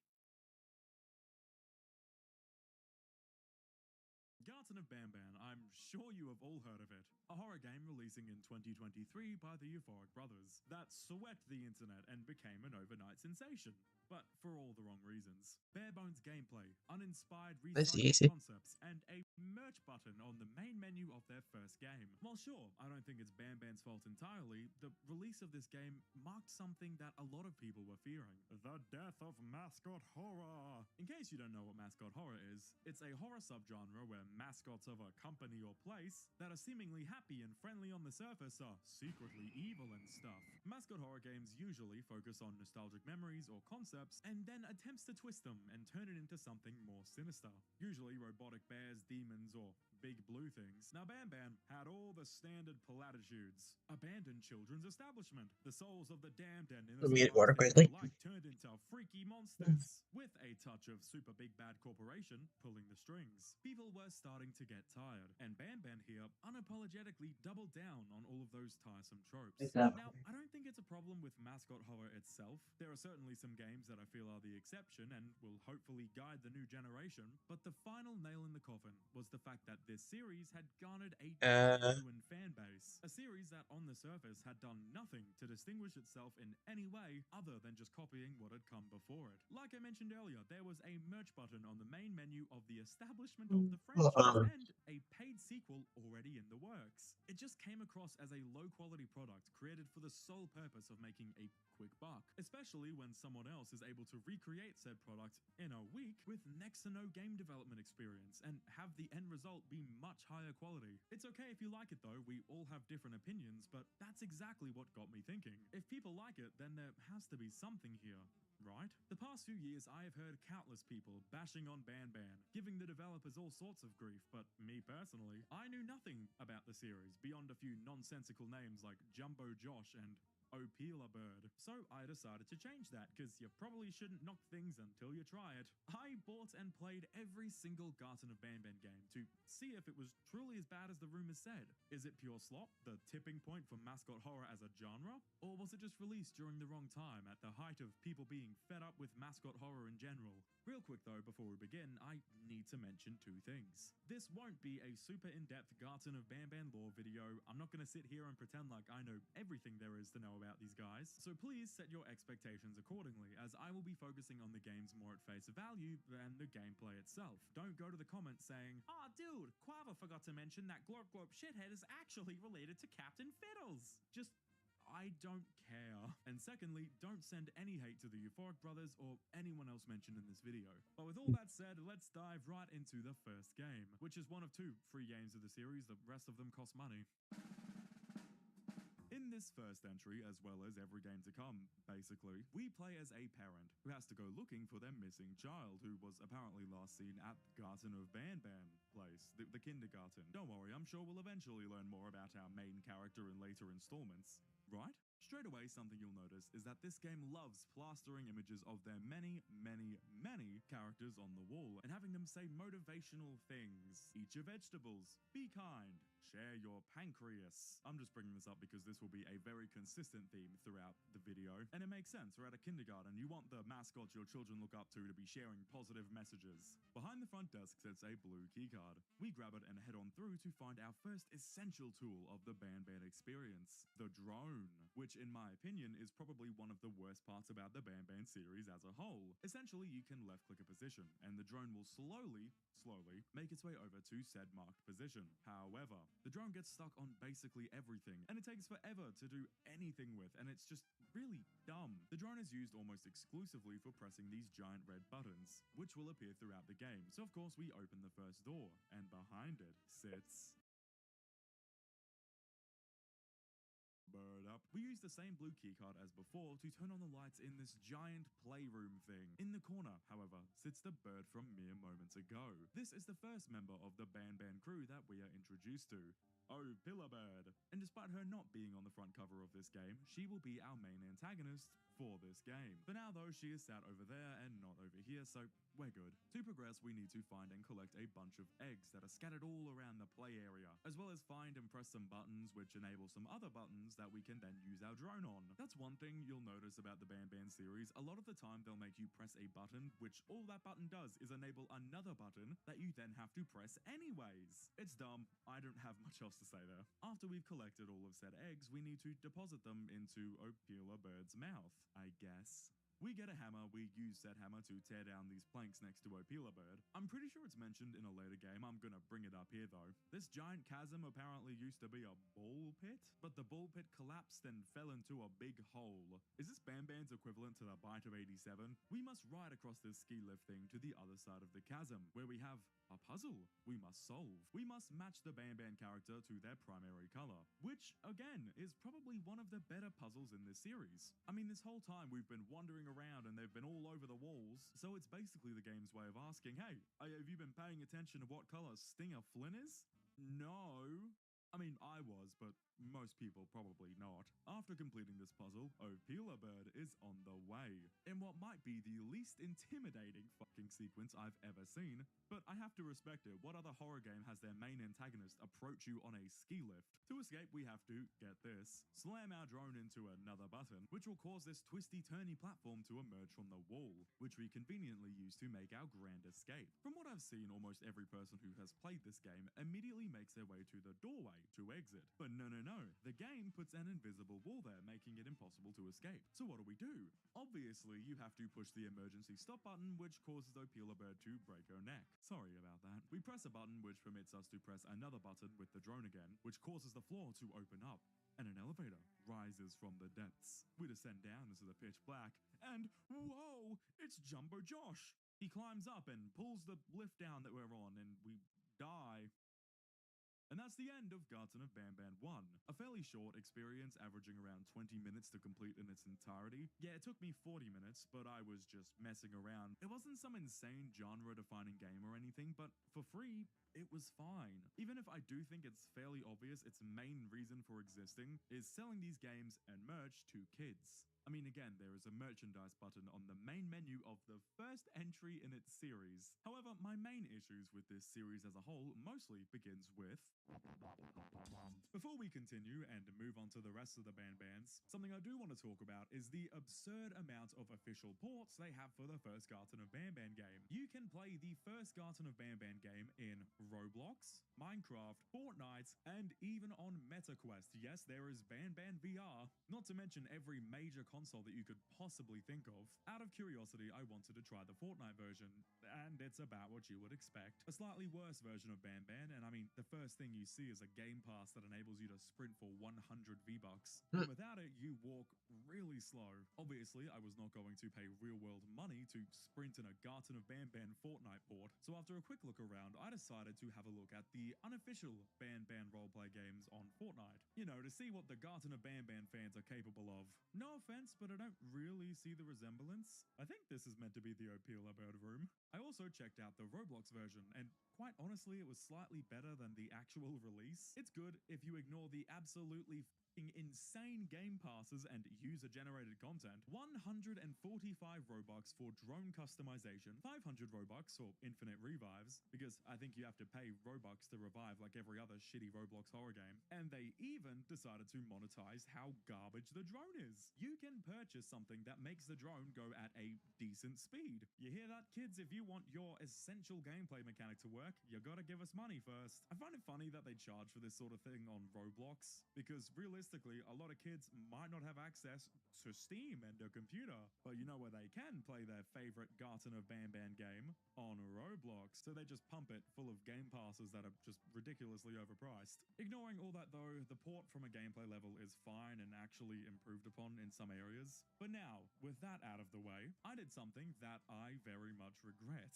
As I was double-checking the release dates for some other Banban games in the series, I stumbled across this. Like I mentioned earlier, there is an official Garten of Banban virtual reality game, but I didn't own a VR headset. So what did I do? Most normal people would ignore it. It's just Garten of Banban 1 in VR. I've spent $600 on a VR headset so I could play Garten of Banban in VR. What am I doing? Don't mind me, I'm just the dentist. Let me have a look in. Oh, I can see your eyes. Don't worry, I know how to fix this. Open wide, this is just routine procedure.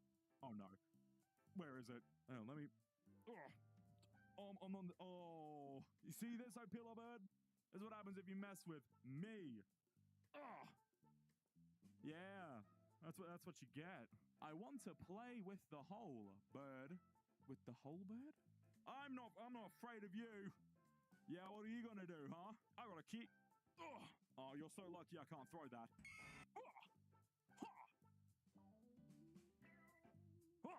Okay, this is gonna be tough. Okay. Oh, I need to grab the key card. Oh, that was tense. But I beat it. Oh, don't let it touch the ground. Don't let it touch the ground. Do I have to make this jump? Nope. Okay. Ugh. To be fair, The key card bunny tapping is pretty graveyard. satisfying. No, but Can you I've seen move things this? on it. This isn't I even saw almost like advertised on Game Jolt for a period of time when it was still new. I think it's this side. It is this side, right? I'm not looking at the wrong side. I can touch him. I can. Oh, hello, my beautiful boy. Whoa, where the fuck did I just go? Oh, okay. Finally, we can move on to. This is where, for me personally, the game should do a little more and a little bit better, as now it costs money. 7 AUD to be specific, that's $5 for all of you freedom people. It also released only 2 months after the first one, which is worrying to say the least. Even Prime Scott Cawthorne wasn't doing this. You can cut some slack for the free one, but if it's a product you spend money on, then I feel it's fair to criticize it.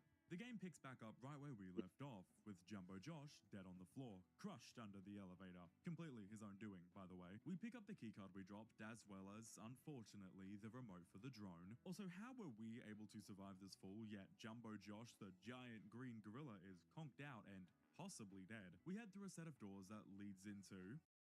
Are we certain that this is a kindergarten? I got curious and accidentally killed myself. However, when you die in this game, a random letter will flash on screen. From what I can tell, it's meant to spell out a message. Each time you die, it'll show a different letter. I was too lazy to figure it out though, so alas. We find another keycard, shocker, that's sitting next to a letter that contains some spooky lore. I don't know if it's meant to look like handwriting or just a PDF printout with some wobbly letters, but what it seems to be setting up sounds kind of intriguing, almost. The whispers from the abyss keep getting louder. We were told everything that gets thrown into the abyss dies, but it appears we were tricked. There is definitely more to this kindergarten than what's being led on. Too bad the next thing we encounter after this awesome world-building note is this thing. This is Nab Nab, like Ban Ban backwards. I didn't even know there's a switchboard. This is the third member of the Ban Ban crew that we are introduced to officially. Don't worry, we hear more from Nab Nab later on. When it comes to fan bases and video games, everyone has a favorite character. Me personally, I'm a Jumbo Josh man myself, but if your favorite is Nab Nab, then you might want to get that checked out. Now, this next part is something that I certainly wasn't expecting, and I guarantee you in a million years that you will also not be expecting this. Hey, you there. I can see you on the cameras. I am so happy to see you. And I need your help with something. It's like some Is that Batman true? Arkham Asylum shit. Well, hey, look at that. The brothers stepped it up a bit and got some voice acting. And by that, I mean themselves. A lot of the voice acting in Garten of Banban is actually done by the Euphoric brothers, which isn't a bad thing. It's their second game in a series. They probably didn't have the budget to hire professional voice actors, which is cool. I mean, it sounds a little bit...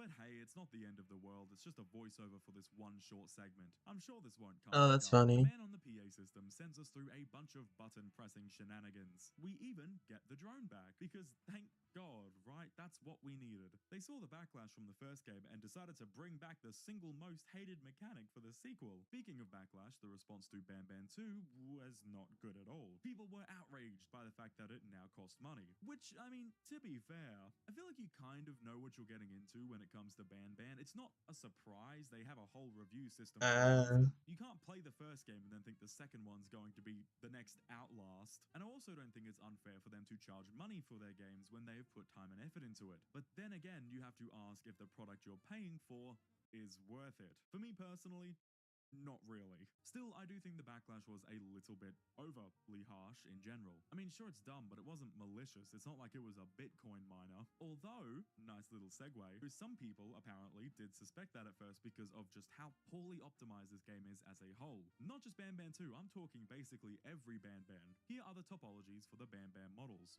Now, I'm not not going to sit here and pretend like I'm some game design expert. Quite frankly, I had to Google what topology meant in the context of video game models. But from what I understand, you want to be able to model your characters using the least amount of polygons as possible, especially for the more simpler designs. Usually, the higher polygon count a model has, the more detailed it is. Like this, for example, and also this. But then you have the Garten of Bam Bam models, which just have an insanely high poly count for next to no reason, meaning that every time one of these fucks are on your screen, just by them existing, it increases strain on your computer by a fairly decent amount. I mean, seriously, here's a Ban Ban model compared to the Ink Demon from Bendy and the Ink Machine. Even the drone remote that you hold for the entirety of the game is just insanely unoptimized, despite it basically just being 4 basic shapes. I'm not going to sit here and pretend like I can do any better, though. I have no fucking clue how to 3D model. Quite frankly, if I even attempted it, I would make something 3 times worse. But to me, it's just really funny. The Ban Ban character designs are so very simple, and credit where credit is due, I think that is a very good thing for children's mascots. And while I don't think the simplicity of their designs being a good thing was on purpose, but it's that very reason why it's so much funnier that the models are so unoptimized. They are so very simple. Sorry, a little side tangent out of the way. Let's talk about Ban Ban 2. They actually added a new drone customization system, which is fairly neat. You can change the color and put a little hat on it, which I like. If you really need to keep the ass drone, at least give it a hat, I guess. We do some puzzles, press some buttons, and head on out into this giant warehouse with pink and blue arrows on the floor. We predict Yeah. press even more buttons. Maybe 3 to be precise. because I know like the software that like you used to make the animatronic models. You use 3ds Max, which was essentially the same software I used for one of my classes. Second, the Nab will jump down on you from the roof. After just barely escaping death, we find a letter. If you read this fast enough, you might escape. I plan to sneak up on you and hit you very hard while you are occupied with reading this note. Hey, wait a minute. 3 birds with 1 stone. I get all of your key cards, I get the perfect specimen, and I don't have to deal with the thing down there. And it's all thanks to you. Oh, come on. I didn't hit you that hard. Or maybe I did. Either way, it's best you take a nap while I prepare for our little surgery. Holy shit. It's Ban Ban, the 4th character we are officially introduced to. You know, it's his Garten of Ban Ban. Personally, for me, the moment I heard this guy speak, any and all forms of that have been building throughout this game immediately went out the window. I cannot take him seriously. Ban Ban says we're having surgery or something, and we wake up in this weird blue room with our I mean, I did a little bit of 3D modeling. the game Now states that you our key brought cards that will up, be taken away, but we get to keep the drone? Why would you I don't take know it if from I'll us, like sir? Pay for restart our key this cards or so we like can't escape, but then leave us with the redo other it, but thing like that would allow us I to escape did because there's more drone bays right in attempt the at place. one I actually point to kind of make like like a the 3D multiplayer model of space thing Gunther. they seem to be going for, even if, again, it makes no sense. We find a bunch I of like multicolored I corpses, all of surprisingly which look like Mr. like even Smith, back whatever then, his name is. like the I'd like head to is like spill some juice probably on like the you most and put a bit difficult through this part, big but like I giant surprisingly person's managed if it to doesn't piss me off do it so pretty well. much. Basically, there's this giant ugly one that you also Oh use to yeah, extract some we don't juices talk from. about that Stab one. him in the eye with the drone We remote don't for talk 2 about that seconds one. so that you can get said juices. But because this game is a bit of a mess, the drone would just not crash into his eye. It would stop just short of it, which is why it took me so long to figure out that you But even I mean, need like to aside from actually like press that the and button in the first place, because like that the was Wind the Waker first thing I one, tried doing, and it didn't work. yeah. So obviously my But like brain aside thought, from that, like okay, the Wind that's Waker not like gonna ones work, that I let me did try some other for things. Benji and But Misty, I'm no, it still was the first you thing know in like they there, are Pirates technically Caribbean more 3, and the simple. game wouldn't I'm let me still happy spawn an with like how they alien for both some turned reason. out. So it was just trial and error and error and error and error. I spent half an hour on this very simple segment. I clicked on that eye so many times. Okay, clearly it did not just fucking do that. That was it! Anyways, don't ask me why, but after putting all the monster goop together in this big jar, it opens a door, which gives us a firework, which we can then shoot into the giant monster's eye, because sure, why not? Now we can pass through this section here without being stopped, which leads us into a room that has nothing except for another keycard locked door that gives us a different keycard. What the hell? Anyways, now with this keycard, we can finally leave. Is this just out into where we were before? What the hell did we accomplish by doing all of that? Nothing. We're just back.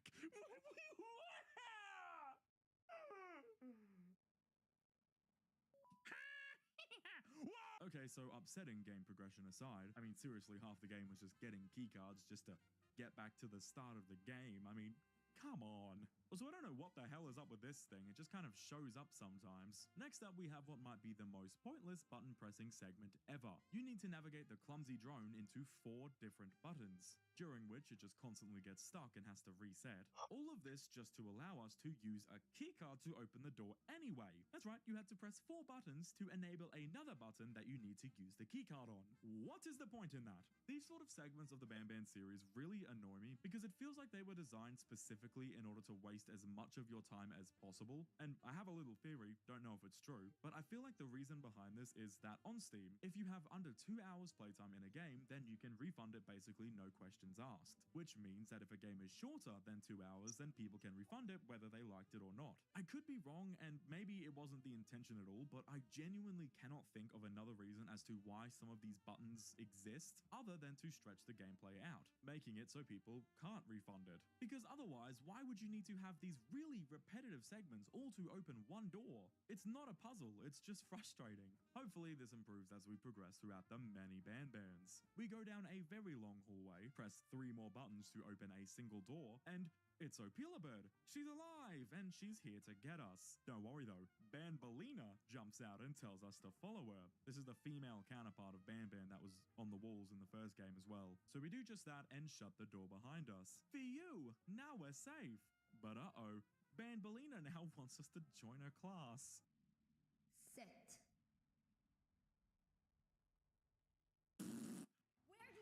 This next segment is really annoying for just so many reasons. Not only does it just not work half the time, but this entire segment relies on us answering teacher Banbalina's questions, using these different audio tape player things that sit on the various desks. Each tape player corresponds to a different personality type, which is meant to help you answer these questions. Some of these are pretty easy, but if you get it wrong, because it's essentially just stabbing in the dark half the time, you die and have to redo the entire fucking segment and listen to the entirety of Banbalina's rambling all over again. It's so tedious. After we successfully answer the first lot of questions, we head into our lunch break, which just ends up being a bunch of fetch quests for the bowling pins, the watering cans, and basketballs, all of which are sentient. Also, teachers, please keep in mind that we're on the lookout for a very, very naughty student, believed to be accompanied by a drone. If you catch them, call Principal Ban Ban's office immediately. Oh, so naughty. I can't take this game seriously. The cycle repeats, tedious questions followed by more deaths. Then we go on break again, more questions until eventually Banbalina exits the room and we finally get a chance to escape. Oh, so many Opila Birds. Opila Bird has Opila Bird wings. We must capture all 6 of them and bring them back to this little bed nest thing that could not be located further away if we possibly tried. We also, shocker, get a keycard. Opila Yeah, rushes out of the door I to think make I sure might that stop Ban if you're can. pretty I tired. unfortunately flew too close to the sun and had to redo the bird collecting again. But the second time around, Opila Bird just didn't bother with the babies. What the? Whoa! Whoa! Whoa! But yeah, I think I'm probably gonna call it for here. Thankfully, after the third time, we escaped. And Probably just gonna like rest and probably do something else. But yeah, thanks for stopping by. took me a while to figure that out though. This Yeah, section of the I'm story just is tired. actually quite well executed, I think. When she's distracted checking the doors, we can move. But otherwise, if we move, then we're dead. I actually fairly enjoyed